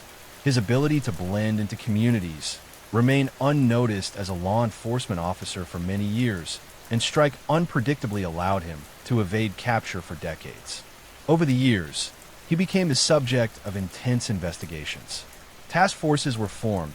Forensic experts studied fingerprints, fibers, and crime scene evidence, yet no arrest was made. Traditional investigative methods reached their limits. Witnesses remembered glimpses, a neighbor's car parked nearby, a shadow moving past a window, a figure who never seemed familiar but was always present when the attacks occurred. But those glimpses were fleeting, never enough to lead to identification. The case went cold. Families of victims endured years of uncertainty, living in the knowledge that the man who had violated their homes, their privacy, and their safety was still free. Police continued to collect evidence, store it, and preserve it, hoping that one day technology or chance would break the case. It wasn't until decades later, in 2018, that a breakthrough occurred. Investigators used genetic genealogy, a new method combining DNA analysis with publicly available genealogy databases. DNA from crime scenes, preserved carefully for decades, was analyzed, revealing familial matches that ultimately led to a suspect, Joseph James D'Angelo, a retired police officer who had lived quietly in the communities he had once terrorized. Authorities moved carefully, preparing surveillance and corroborating evidence. They confirmed D'Angelo's presence in relevant locations during the years of his crimes. The arrest, made quietly in April 2018, stunned the nation. The man who had haunted suburban California for decades had been living a seemingly ordinary life. The meticulous, careful individual who had planned attacks with patience and precision was finally identified. D'Angelo was charged with multiple counts of murder, kidnapping, and sexual assault. He eventually pled guilty to dozens of crimes, a step taken to avoid the death penalty, and provided details about his movements, his methods, and his rationale for selecting victims and locations. In his confessions, he described carefully studying neighborhoods, observing routines, and exercising extreme caution to avoid detection. His ability to remain unnoticed as a law enforcement officer, combined with his strategic planning, made him nearly invisible for decades. The confessions offered closure to some, but the memories of victims and their families remained indelibly marked by terror. The Golden State Killer had left a legacy of fear that permeated California for more than a decade. And though justice had been served in court, the emotional scars of the attacks persisted. Survivors described relief at the arrest, yet acknowledged the trauma could never be fully erased. The case also demonstrated a new chapter in forensic investigation. Genetic genealogy would become a tool for solving cold cases, proving that even decades-old crimes could be unraveled with science, patience, and careful analysis. It highlighted both the persistence of law enforcement and the extraordinary lengths required to catch a perpetrator who had meticulously planned and executed crimes over a sprawling geographic area. Even now, the communities affected carry the weight of the past. Streets where families once feared to sleep alone are quiet again, ordinary. Houses stand, as they always have, with normal lights in the windows, cars parked along the roads. Yet the shadow of those years remains, a quiet reminder of a man who moved silently through suburban life, leaving an enduring mark that would only be fully recognized many decades later. Joseph James D'Angelo's story is chilling not only for the violence he committed, but for the patience, planning, and cold calculation with which he moved through neighborhoods, crossing towns and counties with impunity. It is a reminder that the seemingly ordinary streets of suburbia can hold hidden darkness, and that persistence, vigilance, and innovation in investigation are often the only means to uncover long-hidden truths. The East Area Rapist, the Golden State Killer, and the decades of fear he inspired are now part of criminal history. Families have had answers, yet the long shadow of his actions remains, a testament to the quiet terror that once moved unseen through the streets of California. Our next story takes us to the quiet shores of Long Island, New York, to Gilgo Beach, a stretch of sand, marshland, and quiet roads where bodies began appearing, each one hinting at a chilling pattern that remains unsolved to this day. The first discovery was made in late December 2010. Workers clearing debris along the dunes of Gilgo Beach noticed fragments that did not belong to driftwood or drifted vegetation. As they sifted through the sand, small pieces of bone appeared, partially hidden under seaweed and tidal debris. The discovery at first seemed isolated. Local authorities cordoned off the area, careful not to disturb evidence while beginning a careful investigation. It soon became clear that this was the beginning of something far more sinister. Over the following weeks, additional remains surfaced along the beaches and marshes, some lying near the high tide line, others partially buried in sand or concealed among reeds. The victims, primarily women, were discovered in varying stages of preservation. Law enforcement quickly noticed the pattern. These were not random occurrences. Each body was placed deliberately, sometimes with precision, sometimes in an area that seemed casual but allowed concealment from casual passersby. The victims were often women involved in sex work, living transient lives, or struggling with addiction, making them less likely to be immediately reported missing. Investigators began carefully reconstructing their last known movements. One woman had been seen leaving a New York City nightclub, heading toward the Long Island suburbs. Another had spoken to friends about attending a party or meeting someone she had met online. Their routines were ordinary, mundane, almost comforting in their normalcy.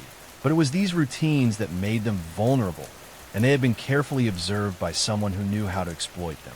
The environment itself played a role in the killer's ability to remain undetected. Gilgo Beach stretches along a narrow barrier island, bordered by tidal marshes, grassy dunes, and long stretches of road with minimal lighting.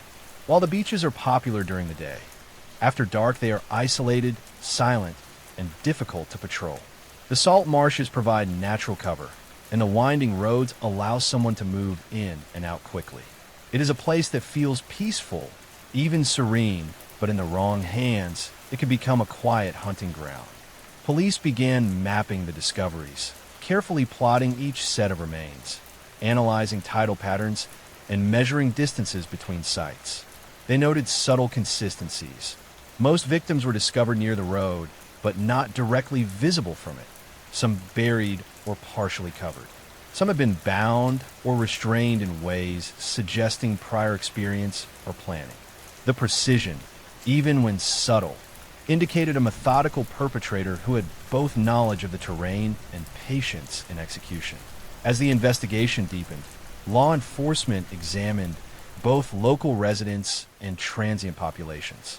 They interviewed friends, acquaintances, and former employers. They retraced the victim's last known steps, bars, clubs, public transportation hubs, and online connections. Surveillance footage was reviewed from nearby highways and parking areas. Investigators poured over hundreds of tips from social media, all in an attempt to reconstruct a timeline of disappearance for each woman. By 2011, a clearer picture began to emerge. At least 10 bodies had been discovered, and law enforcement recognized the possibility of a serial pattern. The public, meanwhile, became aware of the horror unfolding quietly along the shorelines. Families held vigils, community meetings were called, and local media began reporting cautiously. Residents of surrounding neighborhoods spoke in hushed tones about missing women, quiet strangers, and the eerie calm of roads that felt suddenly unsafe. The investigative work was meticulous. Forensic teams collected DNA from bones and personal effects, cataloged each set of remains, and used anthropological techniques to estimate the time of death. Patterns of placement and disposal were studied to identify possible geographic familiarity. Law enforcement considered every angle. The killer might have a base nearby, access to vehicles, and familiarity with tides, road networks, and the behavior of visitors to the beaches. Victimology played a central role. Each woman's life was reconstructed through interviews with friends and family, social media activity, and banking records. Investigators sought to understand how the victims' paths may have intersected with the perpetrator. While some appeared to have known the individual briefly, others had seemingly no contact with anyone who could have placed them in danger. The randomness of the encounters created both challenge and fear. There was no single pattern that could be easily predicted. The case became nationally recognized, with the moniker Long Island serial killer capturing public attention. News reports carefully balanced factual reporting with sensitivity toward the families. The story prompted both fear and fascination, as the killer's identity remained unknown despite the number of victims and the amount of evidence collected. Police continued to work in the shadows, reviewing leads, testing DNA, and comparing timelines, yet the perpetrator remained elusive.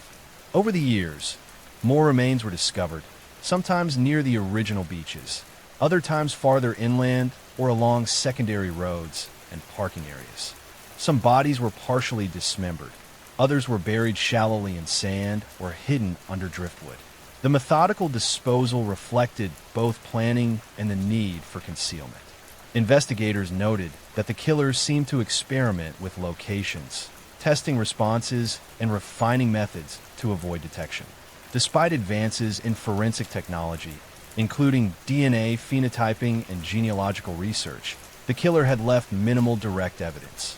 Attempts to connect him to known suspects or prior criminal records proved inconclusive.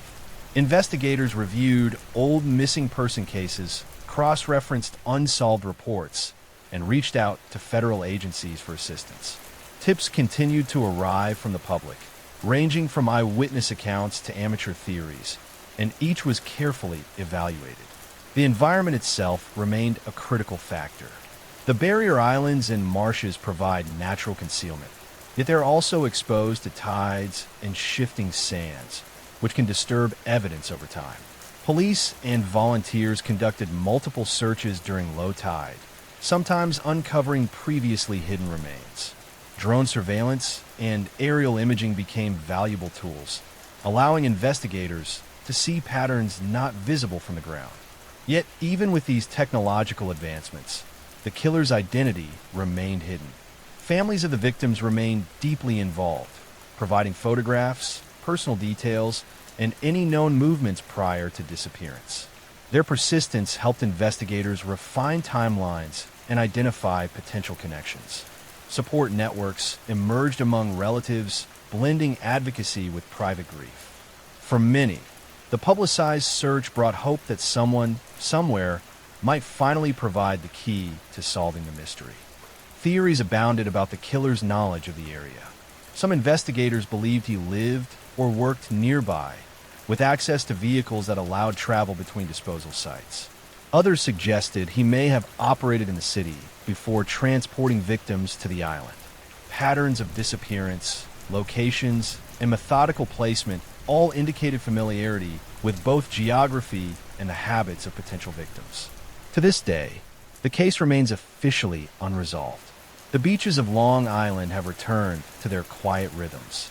Waves lap gently against the sand, reeds sway in the wind, and roads stretch silently under the light of street lamps and moon. Visitors walk along the shore, unaware that beneath some patches of driftwood or sand, history holds shadows of lives cut short. The memory of the victims, the calculated precision of the killer, and the decades-long mystery remain embedded in the landscape. Law enforcement continues to follow every credible lead.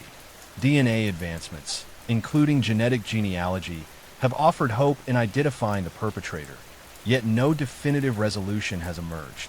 The Long Island serial killer remains a haunting example of patience, planning, and the quiet horror that can exist within ordinary places. Each stretch of beach, each quiet road, holds both the serenity of the Atlantic coast and the shadow of a methodical, unseen predator.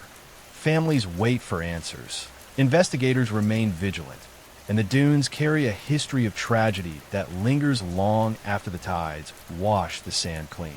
Even now, the area appears peaceful, ordinary, and safe.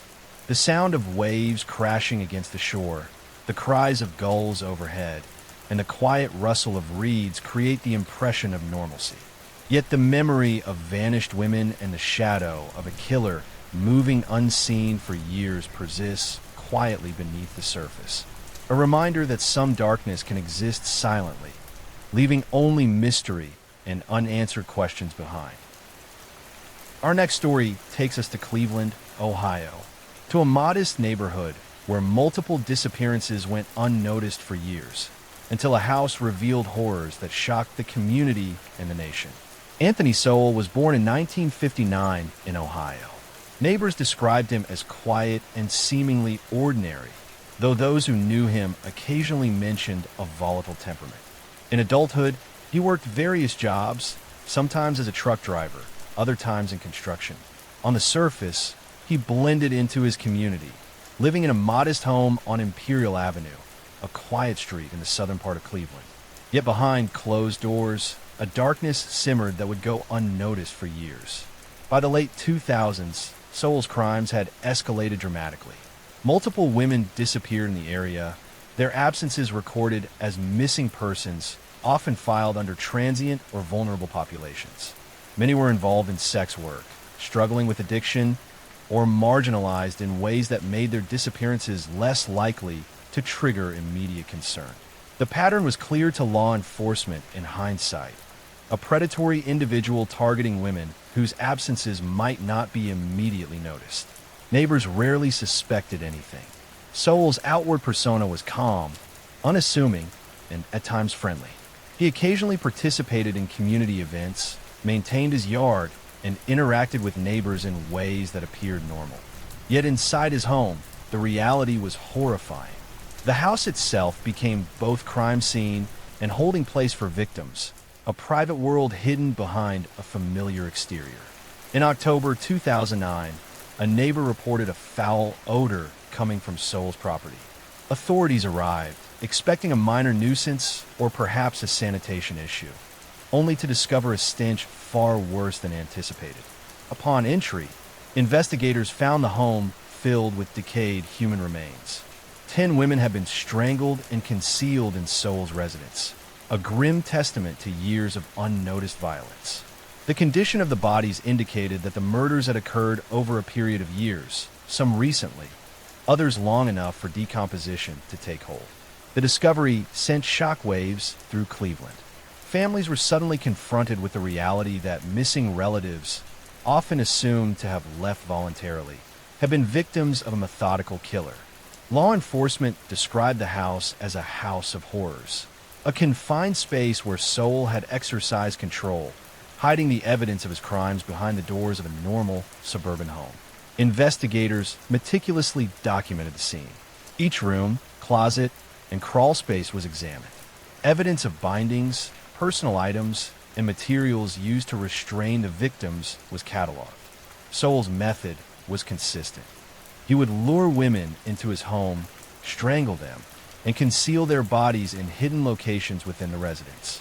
In some cases, remains were stored temporarily, suggesting a desire for secrecy and control and a chilling lack of remorse. The victims' lives became central to the investigation. Many were known locally for their struggles with addiction, their work in informal industries, or their transient lifestyles. Authorities reconstructed their routines, social connections, and last sightings. Interviews with friends and acquaintances revealed that several had been in communication with Seoul, either trusting him or unaware of the danger he posed. In the wake of discovery, families were forced to confront both grief and shock at the manner in which their loved ones had been taken. Seoul was arrested immediately and charged with multiple counts of murder. During interrogation, he provided minimal details, often deflecting responsibility while maintaining a calm demeanor. His prior ability to conceal his crimes, combined with his outwardly ordinary life, underscored the chilling reality that someone could operate undetected in a tight-knit community for years. The trial drew national attention. Prosecutors presented graphic evidence, detailing the murders, the concealment of remains, and the extensive efforts by Seoul to avoid detection. Witnesses included neighbors who had noticed nothing unusual, families who had reported loved ones missing, and law enforcement officers who meticulously reconstructed timelines and connections. The courtroom became a space where decades of horror were methodically presented piece by piece, demonstrating the extent of Seoul's crimes. In 2011, Anthony Seoul was convicted of 11 counts of aggravated murder and additional charges, including rape and kidnapping. He received multiple life sentences without the possibility of parole. While justice had been achieved legally, the emotional and psychological impact on the community and the victims' families persisted. The Cleveland Strangler case also highlighted systemic issues in missing persons investigations. Several victims have been reported missing months or years prior, yet their disappearances were often deprioritized due to transient lifestyles, social vulnerabilities, or assumptions that they had left voluntarily. Law enforcement recognized the need to evaluate such cases with greater urgency, understanding that patterns of predation can go unnoticed when societal biases influence investigative priorities. The neighborhood along Imperial Avenue, once ordinary and quiet, carried the weight of the crimes for years afterward. Homes nearby were subject to scrutiny, and residents were forced to reconcile the idea that someone they had casually greeted on the street had been capable of such brutality. Counseling services, community meetings, and support groups emerged as families and neighbors processed both grief and trauma. Even today, the case serves as a reminder of the dangers of assumption, the need for vigilance, and the persistence required in investigating missing person cases. Seoul's crimes, committed behind closed doors, demonstrate how predators can exploit perceived normalcy, trust, and societal neglect. They also highlight the courage and dedication of law enforcement and families who continued searching, reporting, and demanding justice even when answers seemed impossible. Anthony Sowell remained in custody until his death in 2021. His passing closed a chapter legally, but could not erase the years of terror, grief, and unanswered questions endured by his victims and their families. The Cleveland Strangler case continues to be studied in criminology, law enforcement training, and forensic investigation as a stark example of how multiple disappearances can be ignored or underestimated, and how careful, methodical planning by a predator can exploit those blind spots. The quiet streets of Cleveland carry the memory of those events. Neighborhoods have moved on physically, but the story of the Cleveland Strangler remains embedded in the city's history. The lives of the victims are remembered, their stories told to prevent similar tragedies, and the legacy of Anthony Sowell serves as a warning that darkness can hide in the most familiar places. Our next story takes us to Atlanta, Georgia, to the late 1970s, when a series of tragic disappearances of children and young adults gripped the city in fear, leaving families, investigators, and a community searching for answers that seemed just out of reach. The first disappearances were subtle, almost easy to overlook individually. A boy walking home from a friend's house, a teenager heading to a convenience store, another child last seen near a playground. Each incident, when isolated, might have been dismissed as a temporary absence, a miscommunication, or a child delayed by circumstance. Yet as the cases accumulated, patterns emerged that could not be ignored. Between 1979 and 1981, over 20 young African-American children and teens disappeared across Atlanta. The victims ranged in age from 8 to 17.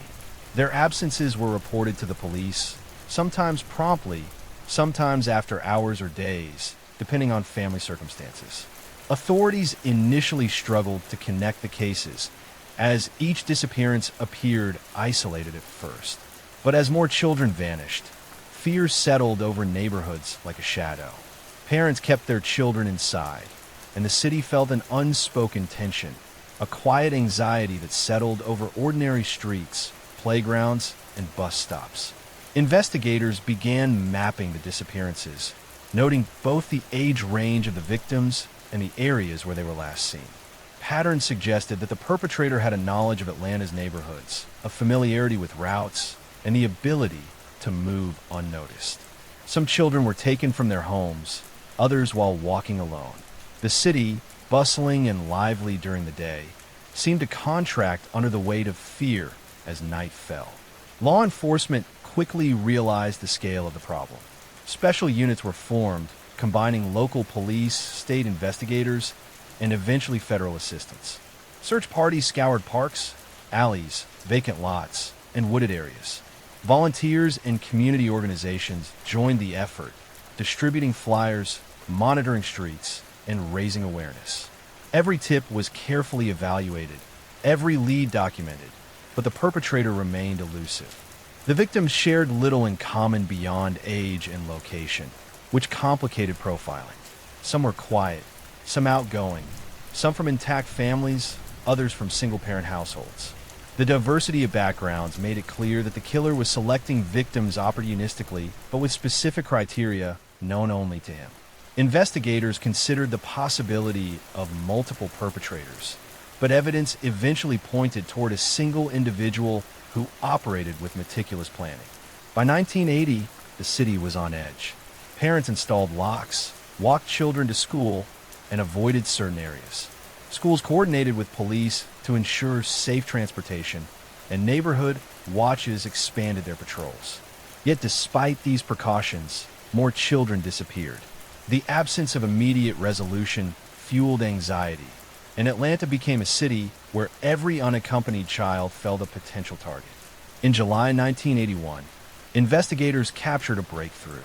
Wayne Williams, a local man with a history of minor offenses and a somewhat reclusive lifestyle, was linked to two of the victims through fiber evidence. Police conducted surveillance, interviewed acquaintances, and traced his movements over months. Williams was arrested and eventually convicted for the murders of two adult men, though authorities believed he was responsible for a significant portion of the child murders.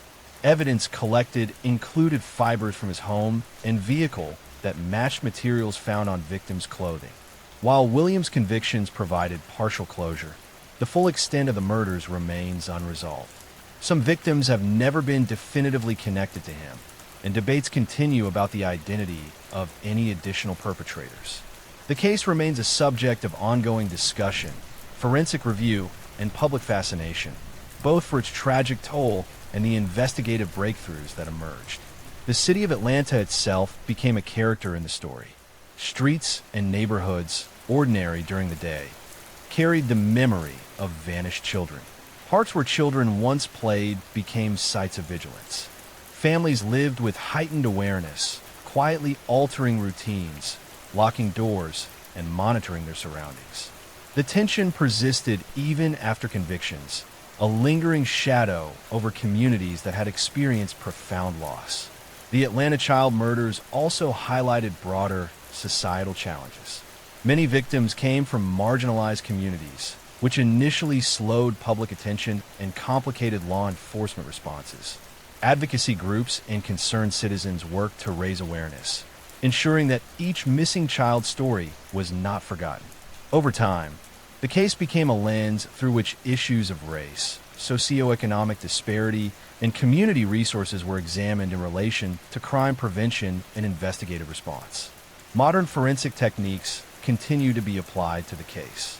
DNA testing, reanalysis of fibers, and cold case investigations aim to provide clarity on unresolved disappearances. Families of victims remain vigilant, sharing memories, photos, and personal stories to keep the public aware and maintain pressure on investigative agencies. Each advancement in technology offers hope that the remaining questions may one day be answered. The Atlanta child murders stand as a testament to both the fragility and resilience of communities. Ordinary streets, schoolyards, and playgrounds became the backdrop for extraordinary tragedy. Yet those same spaces also fostered collective action, civic engagement, and the unwavering pursuit of justice by law enforcement, families, and volunteers. The memories of the victims continue to shape policies, investigative methods, and awareness campaigns aimed at preventing similar tragedies in the future. Even today, the streets of Atlanta carry both the memory of those lost and the ongoing vigilance of a community determined not to let their stories fade. Parks, sidewalks, and bus stops, once ordinary, are now imbued with quiet remembrance, a reminder of lives cut short and the enduring impact on families and neighborhoods alike. Wayne Williams' conviction provided partial closure, yet the unanswered questions linger. The exact number of victims, the sequence of disappearances, and the motivations behind each act remain topics of study, speculation, and reflection. For families and the city alike, the Atlanta child murders are not merely a historical event. They're a living memory, a quiet shadow over daily life that reminds all who walk the streets that vigilance, compassion, and action are ever necessary in the face of tragedy. Our next story takes us to South Africa, to Port Elizabeth, a coastal city with quiet suburbs and familiar streets, where a young woman's ordinary evening turned into a night of terror, testing both her will to survive and the legal boundaries of justice. Alison Botha was 22 in 1994, a student with a life full of promise. She was known for her independence, her sense of humor, and her determination to live life on her own terms. One ordinary evening, as she walked home from an evening class, the routines of her day gave no hint of the horror that would unfold. The streets were familiar, the paths well-traveled, yet that night would prove that familiarity offers little protection against sudden violence. It happened in a quiet area near her home. As she made her way along the streets, two men appeared, their presence initially unthreatening, just strangers walking in the same direction. But soon their intentions became horrifyingly clear. Alison was attacked, overpowered, and brutally assaulted. The violence was extreme and sudden, leaving her physically and emotionally scarred. The crime was not only a violation of her body, but an attempt to end her life entirely. Alison's resilience was extraordinary. Despite the severity of the attack, she fought with every ounce of strength she had. She struggled against her assailants, resisted attempts to silence her, and ultimately survived, a testament to human endurance in the face of unimaginable cruelty. Her ability to survive such a violent encounter was remarkable, but the aftermath of the attack presented another challenge: navigating trauma, recovery, and the pursuit of justice. The discovery of the crime and subsequent investigation mobilized local law enforcement. Officers arrived to secure the area, collect evidence, and interview witnesses. The investigation revealed the premeditated nature of the assault, the extreme violence involved, and the fact that the perpetrators had attempted to conceal their actions. Forensic analysis, combined with witness accounts and Allison's own recollection, provided the basis for identifying the men responsible. The case drew national attention in South Africa. Citizens were shocked by the audacity and brutality of the crime. Media coverage emphasized both the violence of the attack and the extraordinary courage of Allison in surviving and assisting investigators. Her story resonated widely, serving as both a warning and an inspiration.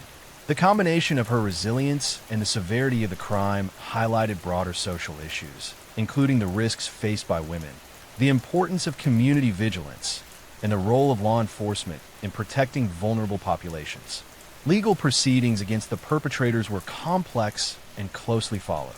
Both men were eventually apprehended, tried, and convicted, receiving sentences that reflected the gravity of their actions. The trial process was lengthy, involving detailed testimony, forensic evidence, and the courageous participation of Allison herself. Her willingness to recount events, identify her attackers, and contribute to the case was central to achieving justice. The case had lasting implications for both South African law and public perception. It prompted discussions on the adequacy of legal protections for survivors of violent crime, the methods by which perpetrators are prosecuted, and the need for support structures for victims. Allison Botha became not only a survivor, but an advocate for safety, recovery, and resilience, sharing her experiences to empower others and raise awareness of violence against women. Allison's recovery extended beyond the legal outcome.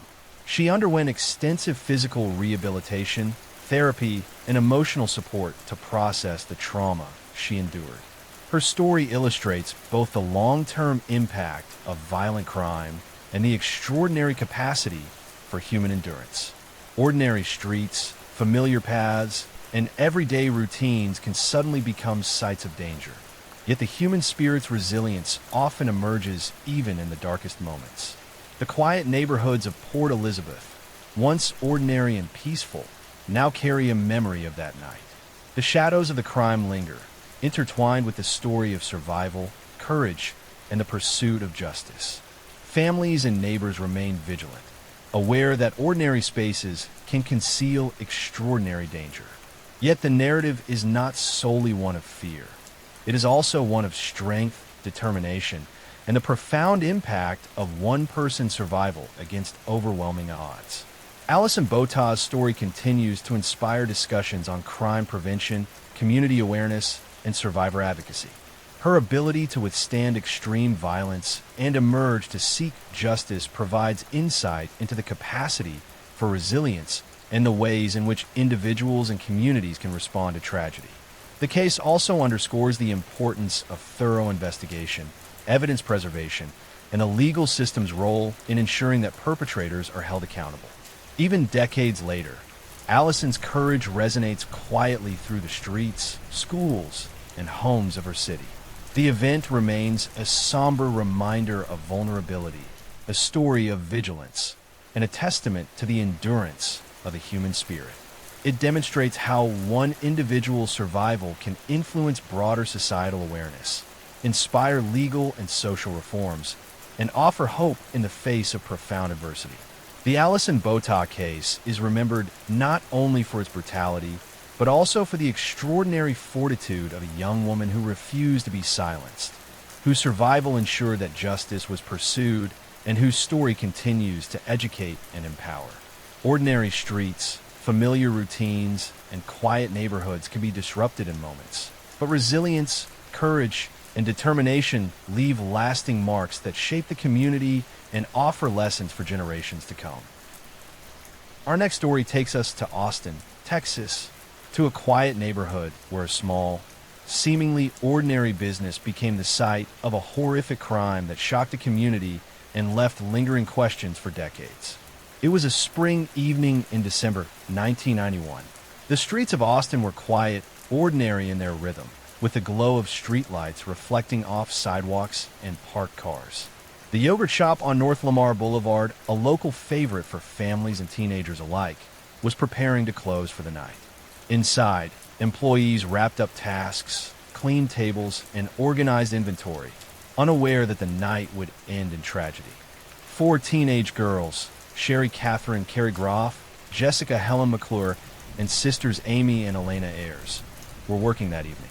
They had spent the day serving customers, laughing, and chatting about ordinary teenage concerns, school, friendships, and weekend plans. The hours passed without incident, the shop's routine blending seamlessly into the comfort of familiarity. But that evening, ordinary became unimaginable.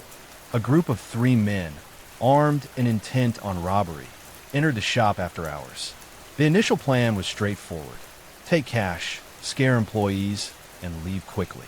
Yet the encounter escalated rapidly into violence. The men attacked the girls, binding and restraining them with an intensity and cruelty that stunned anyone who would later learn of the events. The attack was both personal and chaotic, the result of rage, desperation, and perhaps impulsive cruelty. By the time the assailants left, the damage was irreparable. The victims were found brutally murdered, their lives ended in a place that had been safe, familiar, and ordinary. The community's shock was immediate. Austin, a city known for its vibrant music scene, outdoor culture, and friendly neighborhoods, had witnessed a crime of extraordinary violence in a seemingly mundane setting. Families, friends, and local residents struggled to comprehend how such an act could occur in a space once considered safe and welcoming. Law enforcement responded with urgency. Investigators combed the shop for evidence, reconstructing the events of the evening with painstaking care. Fingerprints, physical evidence, and witness testimony were collected as authorities worked to identify the perpetrators. The complexity of the case, combined with the randomness and brutality of the crime, made the investigation challenging. The motive appeared to be robbery, but the extreme violence suggested deeper behavioral and psychological elements. The investigation revealed troubling details about the perpetrators. Two men, Damian Rowland and Michael Scott, had previous criminal records, while a third, often described as the ringleader, had connections that facilitated planning and execution. Law enforcement pieced together movements, prior interactions, and forensic evidence to link the men to the crime. Each breakthrough was a step toward accountability, though the emotional toll on the families and community was immense. Trials for the yogurt shop murders were complex and drawn out. Evidence included testimony from witnesses who had seen the perpetrators near the shop, forensic analysis of the crime scene, and confessions in some instances. Legal proceedings revealed not only the specifics of the crime, but also broader issues regarding youth involvement in violent acts, criminal networks, and the administration of justice. Convictions were ultimately secured, though questions and doubts lingered in the public imagination for years. The yogurt shop murders highlighted the vulnerability of ordinary spaces. Shops, schools, and neighborhoods, places once considered safe, can become sites of violence in unexpected ways. Communities, therefore, must balance trust with vigilance, creating awareness without succumbing to paranoia. In Austin, the murders prompted enhanced security measures in businesses, better communication with law enforcement, and increased community engagement to prevent similar tragedies. Beyond the legal and procedural outcomes, the emotional impact on families and the city persisted. Parents mourned children and young adults whose futures were stolen. Friends recalled ordinary moments of laughter, camaraderie, and teenage routine, now shadowed by the memory of violence.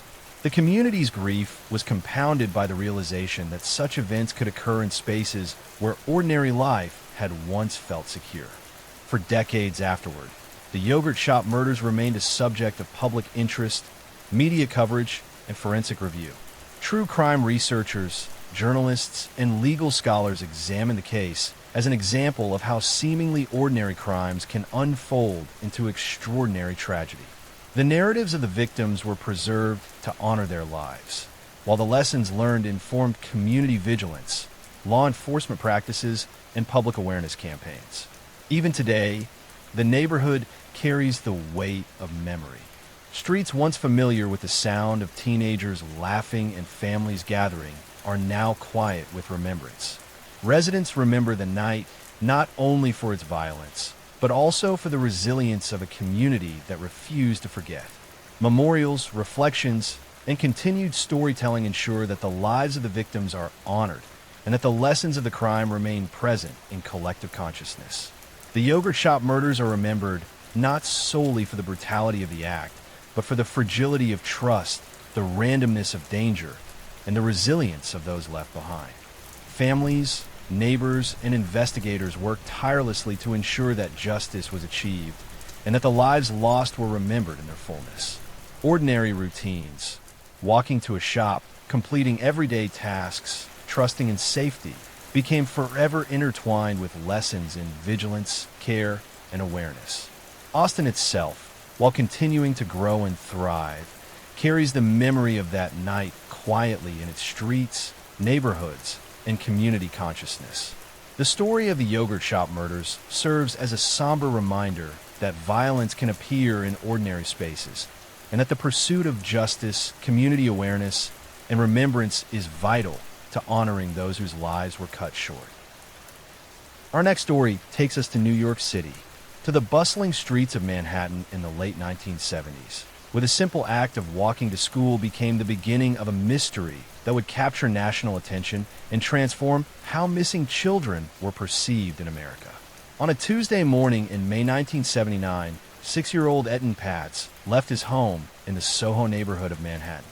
His mother kissed him goodbye, and like any other day, he set out on the short walk to his school, carrying his small backpack and the innocence of childhood. The streets were busy with cars, pedestrians, and the rhythms of city life. Vendors called out from sidewalk stalls, and neighbors moved through the morning routine, none anticipating that this day would mark the beginning of a disappearance that would haunt the city for decades. Ed never arrived at school. At first, his absence was attributed to a simple miscommunication. Children occasionally wandered off course or were delayed. But as the hours passed and phone calls failed to yield answers, concern escalated. His mother contacted neighbors, friends, and authorities. The streets that had been familiar and safe became sites of mounting anxiety, each corner an alleyway shadowed with uncertainty. The search for Etten was immediate and intensive. Police officers combed the neighborhood, checking buildings, alleyways, and playgrounds. Volunteers joined in large numbers, flyers were distributed, and media outlets broadcast alerts about the missing child. The community, small and tight-knit, mobilized around a collective hope that he would be found. Yet with every passing hour, the realization that something terrible might have happened settled over the city like a quiet fog. Etten's disappearance became a national story, one of the first missing child cases to gain widespread media attention. His photograph appeared in newspapers, on television broadcasts, and later on milk cartons, a haunting innovation that would become a symbol of America's effort to prevent similar tragedies. The image of a small boy, smiling and hopeful, contrasted painfully with the unknown fate he faced, keeping viewers, readers, and listeners engaged with the unfolding story. Investigators faced numerous challenges. The streets of New York were busy and chaotic, with countless potential witnesses and a labyrinth of locations to search. Leads were often sparse, unverified, or contradictory. The initial theory considered was abduction, potentially by a stranger, but concrete evidence was scarce. Every tip required scrutiny, and the lack of immediate resolution left both law enforcement and the public in a state of persistent tension. In the years that followed, the case remained unresolved, and Etten Patz became a symbol of missing children nationwide. His disappearance prompted changes in how authorities approach child abductions, including improved record-keeping, rapid response protocols, and public awareness campaigns. Schools, neighborhoods, and families adjusted routines to enhance safety, instilling in children new habits, walking with friends, reporting strangers, and remaining alert during daily activities. The investigation spanned decades. Over time, multiple suspects were considered, new evidence was re-examined, and forensic technology evolved. Law enforcement agencies, sometimes working across state lines, pursued leads that ranged from tips from neighbors to potential connections with other cases. Each new development carried hope, anxiety, and renewed attention, illustrating both the dedication of investigators and the enduring emotional toll on Etton's family. In 2012, after 33 years, law enforcement announced a breakthrough. Using modern investigative techniques, authorities identified Pedro Hernandez as a suspect. Hernandez, who had been living in New York at the time of the disappearance, confessed to luring Etton into a store and killing him. Although many details of his account were subject to scrutiny and legal challenge, the confession brought a measure of resolution to a case that had long seemed frozen in uncertainty. The trial that followed was tense and emotionally charged. Families, advocates, and the public closely followed courtroom proceedings, absorbing each revelation, testimony, and argument. The prosecution presented a combination of historical evidence, witness statements, and Hernandez's own account, while the defense challenged aspects of the confession and questioned memory reliability over decades. For those following the case, the courtroom became a place where decades of anxiety, hope, and grief converged into a single, definitive moment. Etton Patz's disappearance left a lasting imprint not only on New York City, but on the United States as a whole. His case prompted new legislation, including measures for rapid alerts, missing children databases, and public awareness campaigns. Milk cartons, billboards, and media coverage became tools in a national effort to prevent children from vanishing without trace. Families across the country became more vigilant, neighborhoods more organized, and law enforcement more coordinated. The city streets where Etton had walked remain ordinary, yet carry the memory of that day. Parents and children move through them with caution, aware that even familiar routes can hide unseen dangers. Schools, playgrounds, and neighborhoods retain a quiet tension, a reminder of how one disappearance reshaped both local and national approaches to child safety. Etton's story is also a story of resilience and societal change.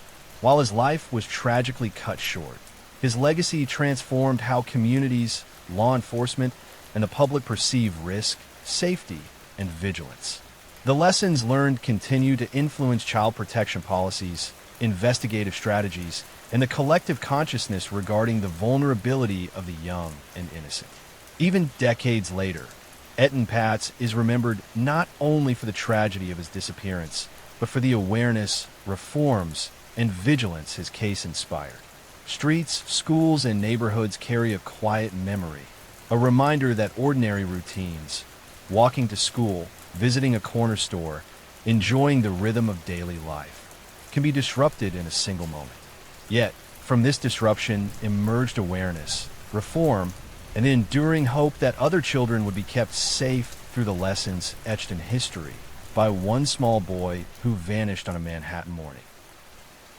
Our next story takes us to Perth, Western Australia, to the affluent suburb of Claremont, where ordinary lives, evening routines, and weekend outings were quietly disrupted by a series of mysterious disappearances that would terrorize a community for over a decade. The suburb of Claremont was known for its leafy streets, quiet homes, and a sense of safety rarely found in urban centers. Residents went about their lives with the ease that comes from familiarity. Children played outside, and friends met in cafes and local shops. Yet, beginning in 1996, an unsettling pattern began to emerge. Young women vanishing without a trace, leaving behind communities filled with fear, confusion, and unanswered questions. The first disappearance was subtle, yet alarming. A young woman failed to return home from her evening plans. Friends and family searched, contacting authorities, retracing her steps through the streets and public areas she frequented. The initial hope that she had chosen a new route, stayed late with a friend, or experienced a temporary delay faded as hours stretched into days. Weeks later, it became clear that these were not isolated events, but part of a chilling pattern. Over the next several years, a series of disappearances targeted young women in Claremont. Each case shared unsettling similarities. The women vanished during evening or weekend outings. They were last seen in public or semi-public areas, and there were few, if any, eyewitness accounts to aid investigators. The randomness of the abductions created an atmosphere of unease as ordinary routines, walking home, socializing with friends, or traveling short distances alone, became fraught with risk. Law enforcement faced immense challenges. Early investigations struggled with limited evidence, the absence of witnesses, and the sprawling geography across which the disappearances occurred. Detectives meticulously reconstructed timelines, examined social connections, and monitored known offenders, yet leads were scarce and often unproductive. The community's anxiety intensified with each new disappearance, casting shadows over daily life and raising questions about who could be responsible for these crimes. The cases gradually became linked, forming a profile of a calculated predator. Investigators theorized that the perpetrator targeted young, independent women, striking when opportunities arose and leaving few physical traces. The lack of immediate forensic evidence made the investigation complex, and the killer's ability to blend into the community without arousing suspicion prolonged the terror. Residents became cautious, families restricted movements, and nightlife diminished as uncertainty replaced the suburban comfort they had once taken for granted. Over time, media attention amplified both fear and awareness. Reports chronicled the disappearances, interviewed residents, and speculated on motives, identity, and patterns. Public interest surged, with national outlets following the story of a city seemingly imperiled by an unseen threat.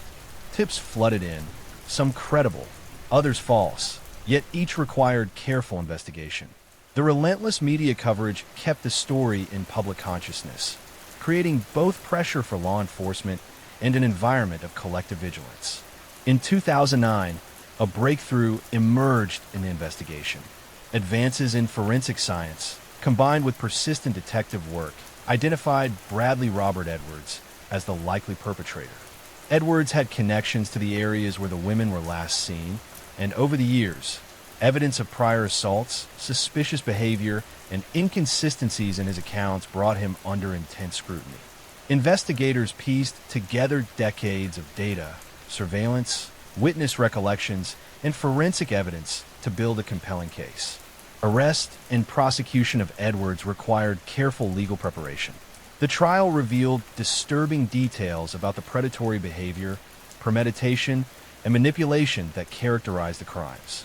Testimonies included forensic findings, witness observations, and psychological assessments, providing a comprehensive view of both the method and impact of the abductions.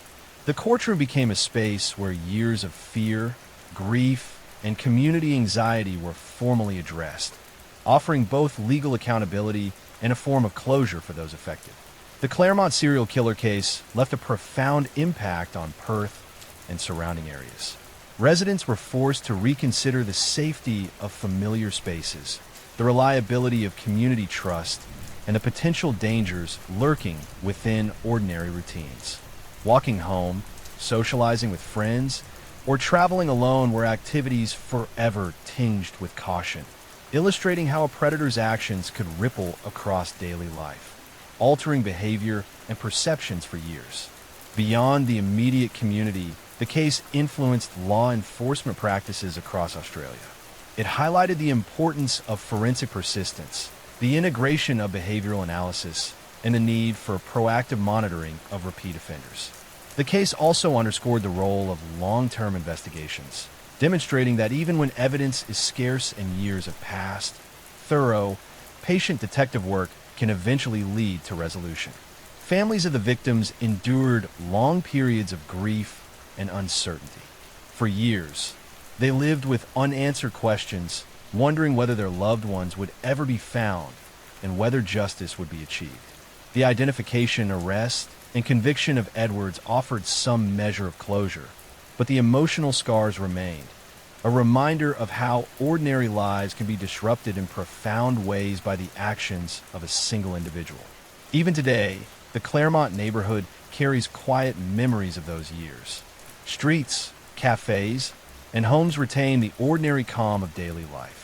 Yet beneath the surface lies the awareness of past danger and the resilience of a community that endured fear, uncertainty, and loss.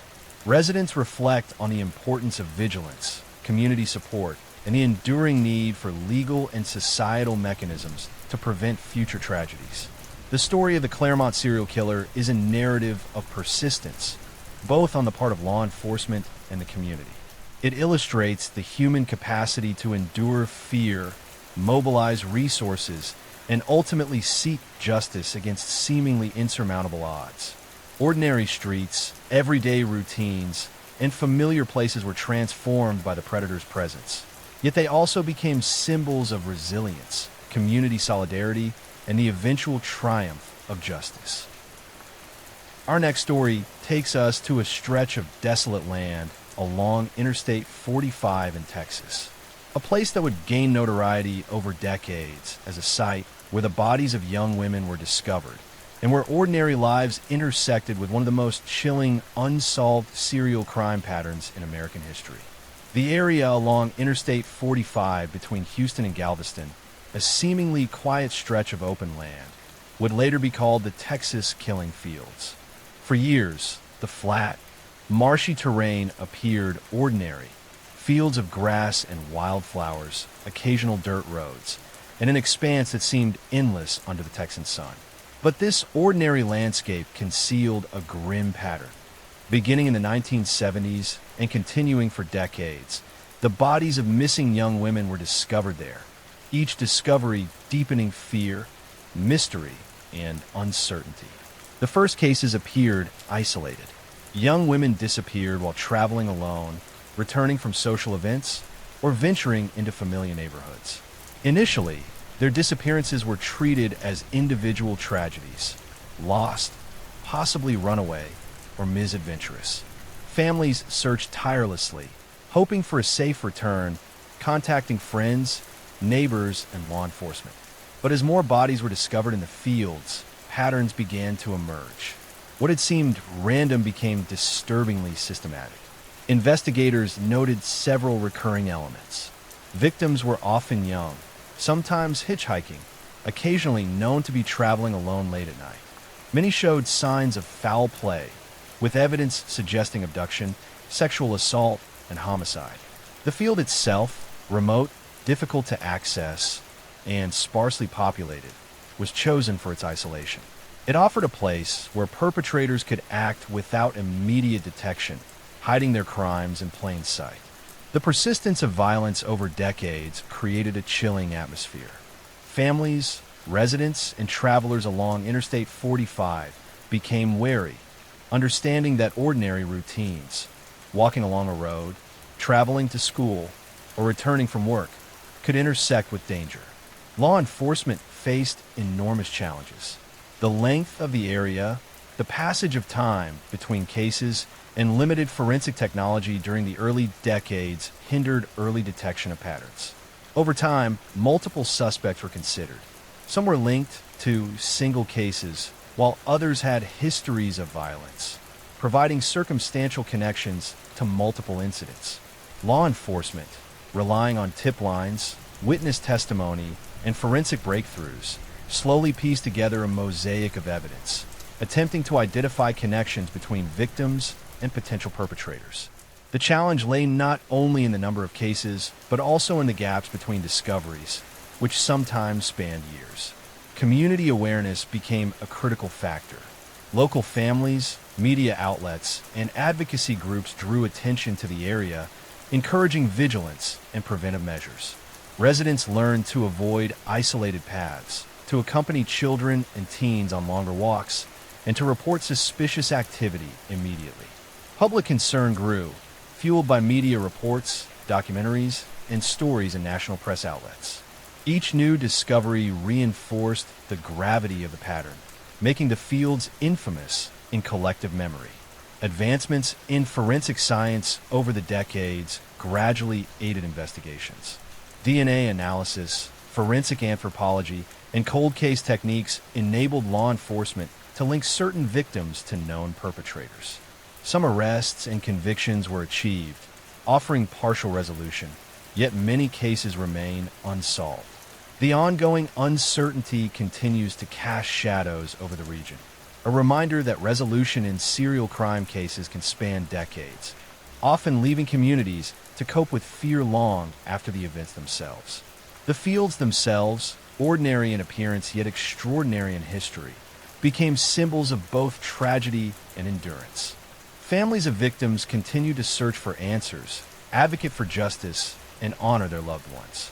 Law enforcement agencies maintained vigilance, revisiting old evidence and applying modern investigative methods to cold cases. For the broader public, the Texas killing fields illustrate the intersection of geography, opportunity, and human vulnerability, how isolated spaces can be exploited and how ordinary routines can be disrupted by extraordinary violence. The emotional impact on families and communities cannot be overstated. Parents, siblings, and friends of victims grappled with grief, frustration, and a sense of unfinished business. The knowledge that young women had vanished in what should have been ordinary and safe environments introduced a collective awareness of vulnerability. Support networks, advocacy groups, and community organizations emerged dedicated to assisting families, raising awareness, and preventing future tragedies. Even today, Interstate 45 and the surrounding landscapes are quiet, ordinary, and visually unremarkable. Yet those familiar with the history of the killing fields see beyond the surface. They remember the lives lost, the patterns of violence, and the tireless pursuit of justice. The ordinary appearance of the terrain contrasts sharply with the extraordinary human stories tied to it. A reminder that danger can emerge in the most unassuming places, and that persistent efforts by law enforcement and communities are essential to confronting it. The Texas killing fields span more than decades of human tragedy. They illustrate the profound challenges in detecting serial crimes, the importance of forensic advances, and the necessity of public awareness in enhancing safety. Families, investigators, and communities continue to grapple with the consequences of violence, while each discovery, each breakthrough, and each story contributes to a broader understanding of risk, vigilance, and justice. For travelers along Interstate 45 today, the fields may seem peaceful, quiet, and ordinary. Yet beneath the surface, history lingers, memory, lessons, and an enduring presence of lives lost. The story of the killing fields is both a warning and a testament, a reminder of the fragility of safety, the persistence of danger, and the importance of vigilance, justice, and community resilience in the face of prolonged and hidden violence. Our next story takes us to the Sunshine Coast in Queensland, Australia, to a community that would be forever changed by the disappearance of a young boy, sparking one of the most extensive investigations in Australian history and a nationwide effort to protect children. Daniel Morecombe was just 13 years old in December 2003.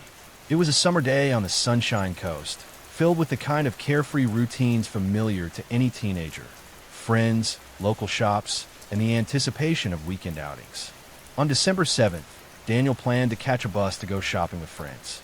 His family's neighborhood, typically quiet and safe, offered a sense of security that seemed ordinary, unthreatened by danger. Yet that morning, ordinary life would shift abruptly into tragedy. Daniel boarded the bus as planned, waving goodbye to his family. The route he took was familiar, traveled daily by both children and adults.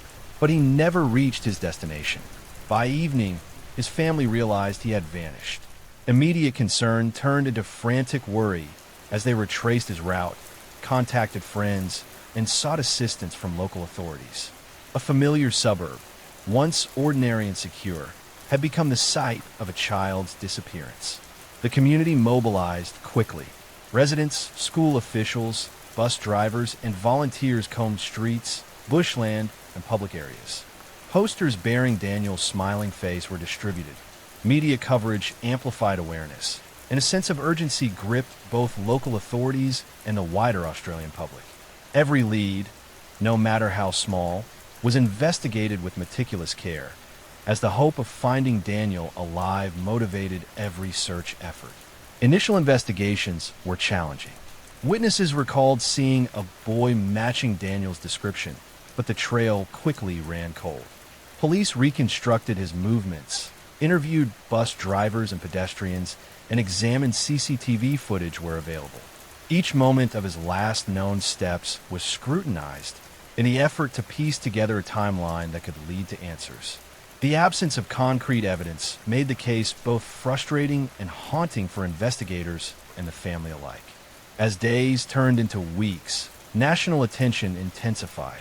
Daniel's disappearance sparked public appeals, media coverage, and widespread discussions about child safety. Schools and communities across Australia held vigils, hoping to support the Morecombe family and raise awareness of the potential dangers facing children even in seemingly ordinary circumstances. The young boy's absence became a shared concern, as parents everywhere were forced to confront the reality that ordinary routines could carry unexpected risk. Over the years, police continued to investigate tirelessly. Tips were followed, suspects interviewed, and technology applied to old leads. Advances in forensic science, witness testimony, and detailed mapping of the area eventually produced significant breakthroughs.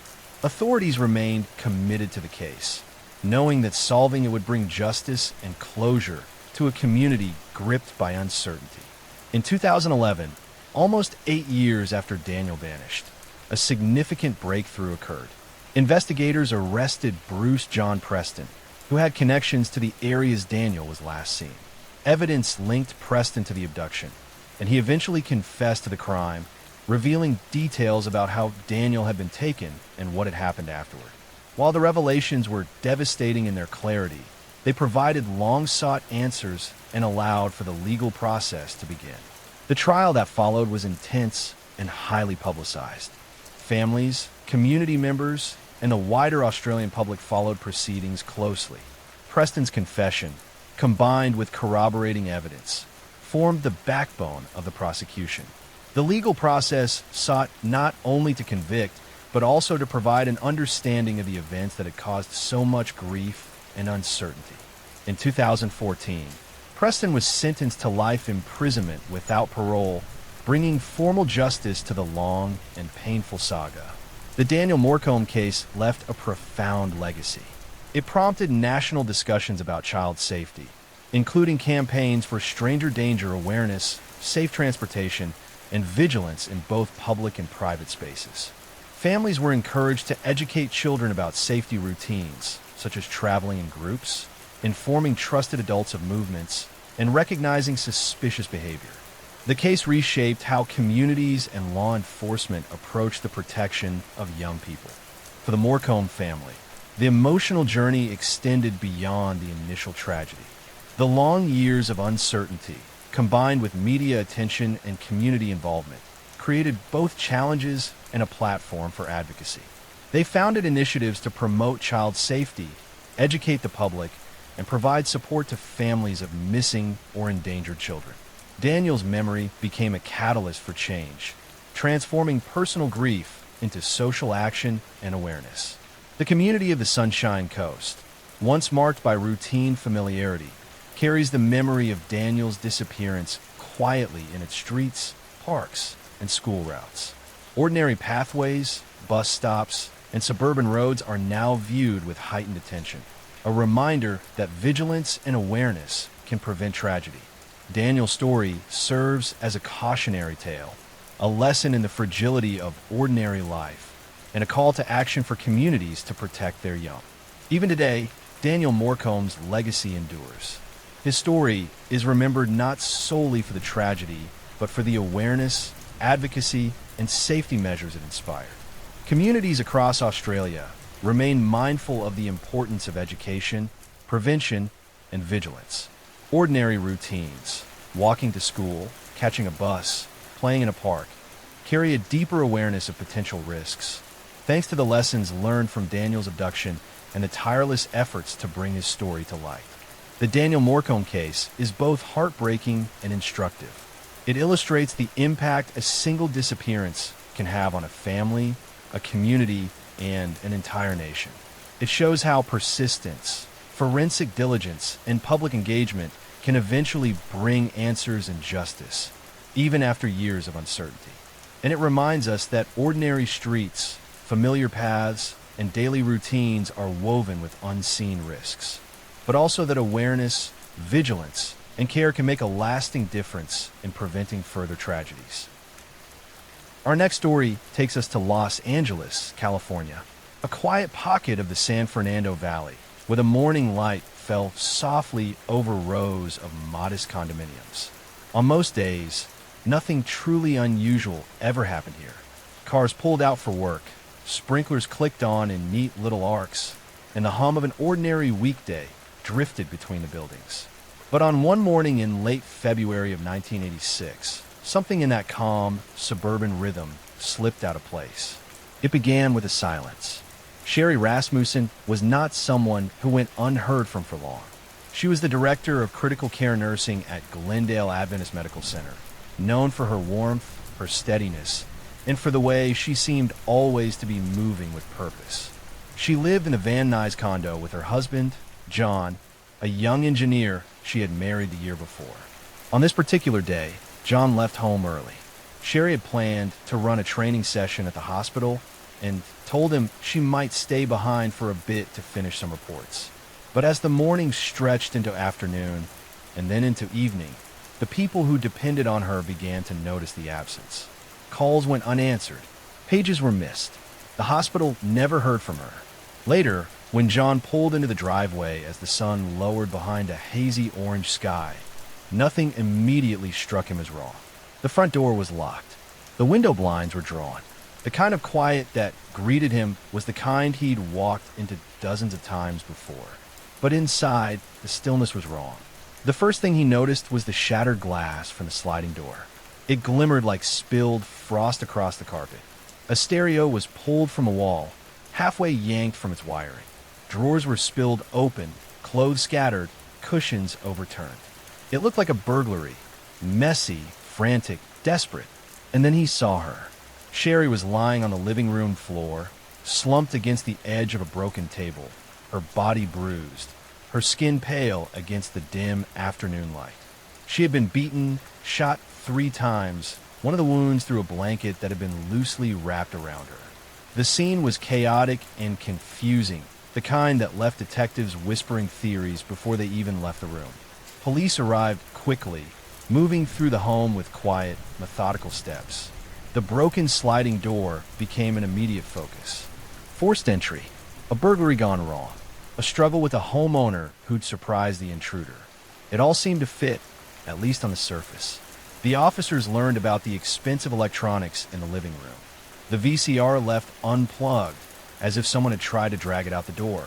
They noted the disarray, the overturned furniture, the broken vase. The case, it appeared, could be straightforward, but Sherry's parents didn't believe it. To them, their daughter's injuries weren't the result of a panicked thief.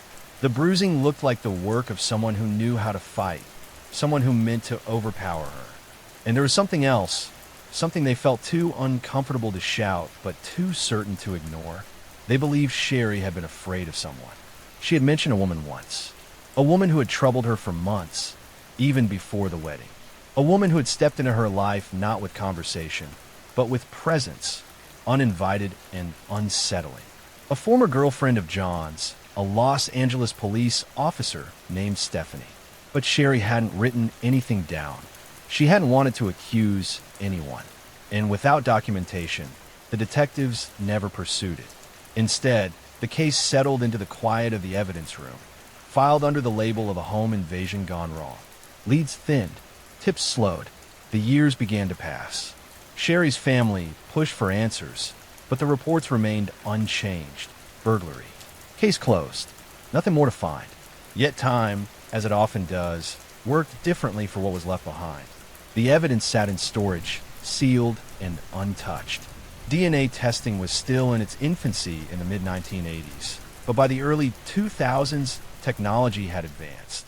Cold cases across Los Angeles were being reviewed, and when Sherry's sealed envelope resurfaced, it was a sign for retesting. Inside that envelope were swabs from a bite mark found on Sherry's arm, an injury that had stood out even on the day of the murder. Detectives had noted it, but without modern tools, it had gone nowhere. When those samples were run through the new system, something strange happened. The DNA was female. That alone disrupted the entire long-standing narrative of a male burglar cornering the homeowner. A woman had been involved in the struggle. The cold case detectives began reviewing the file with fresh eyes, and slowly, the pieces that once seemed scattered began to drift toward each other. The bite mark, the bruising consistent with someone trained in physical combat, the blanket over one of the gunshot wounds, a detail that suggested not panic, but control. And there was that name, the one Sherry had whispered to her parents in passing. Stephanie, a police officer, someone who knew John, someone who had, according to old interviews, once stopped by the condo unannounced. Detectives dug deeper. They requested a new background check, combed through old personnel files, searched for anything that linked the female DNA to someone in law enforcement. They couldn't ask for a direct sample without tipping their hand. So they watched, quietly, patiently. Eventually, surveillance teams followed Stephanie as she went about her day. And when she discarded a cup, just an ordinary, used, disposable cup, it was collected. The DNA profile was compared against the sample from the bite mark. It matched. The certainty that the burglary narrative had unraveled settled heavily over the cold case division. Years had passed. Entire careers had come and gone. But the evidence, now clear and undeniable, pointed back to the person Sherry had feared. Detectives revisited the old reports, now able to see what they hadn't before. The forced entry looked staged. Nothing of real value was stolen. And the VCR, the stereo, the displaced objects, all were things that could be moved quickly, arranged to mimic a robbery. In early 2009, more than 23 years after the murder, detectives arrived at the offices of the LAPD's own detective bureau. The building was busy, humming with conversation and routine. But one small corner fell into a hush when officers approached Stephanie's desk. She was arrested quietly. Colleagues watched in shock as she was led away, her badge removed, her service weapon taken from her belt. The case that had once seemed like an unfortunate burglary had shifted into something far more personal, far more deliberate, and far more painful for everyone involved. The trial that followed laid out the details that had remained hidden for decades. The past relationship, the jealousy, the unannounced visits, the training in defensive tactics, the years of silence, and the DNA, the one piece of evidence that could not be explained away. Witnesses described Sherry as kind, accomplished, and beloved by her patients. They spoke of her dedication, her warmth, her leadership. The courtroom listened as her parents recounted the uncertainty they had lived with since that quiet February afternoon. And at the center of it all was the crime scene, frozen in photographs, the broken glass, the toppled furniture, the improbable disorder created to look like something it was not. In 2012, after lengthy proceedings, the jury delivered its verdict. Stephanie was found guilty of first-degree murder. The courtroom, filled with family members who had waited half a lifetime for answers, sat in a muted stillness, absorbing the weight of the outcome. Sherry's father, now older, slower, and quieter, closed his eyes. The truth had finally surfaced. The sentence was handed down, 27 years to life in prison. The case that began with a staged burglary, a confused crime scene, and a trail gone cold had finally reached its conclusion. Outside, Los Angeles moved on in its usual rhythm. Cars humming through the valley, sunlight drifting between the buildings, sprinklers ticking across front lawns. But for those who had known Sherry Rasmussen, a long-held silence had finally broken. The truth had come forward. The unanswered questions had settled. And the quiet condominium, where everything began, once so ordinary, had finally released the last of its secrets.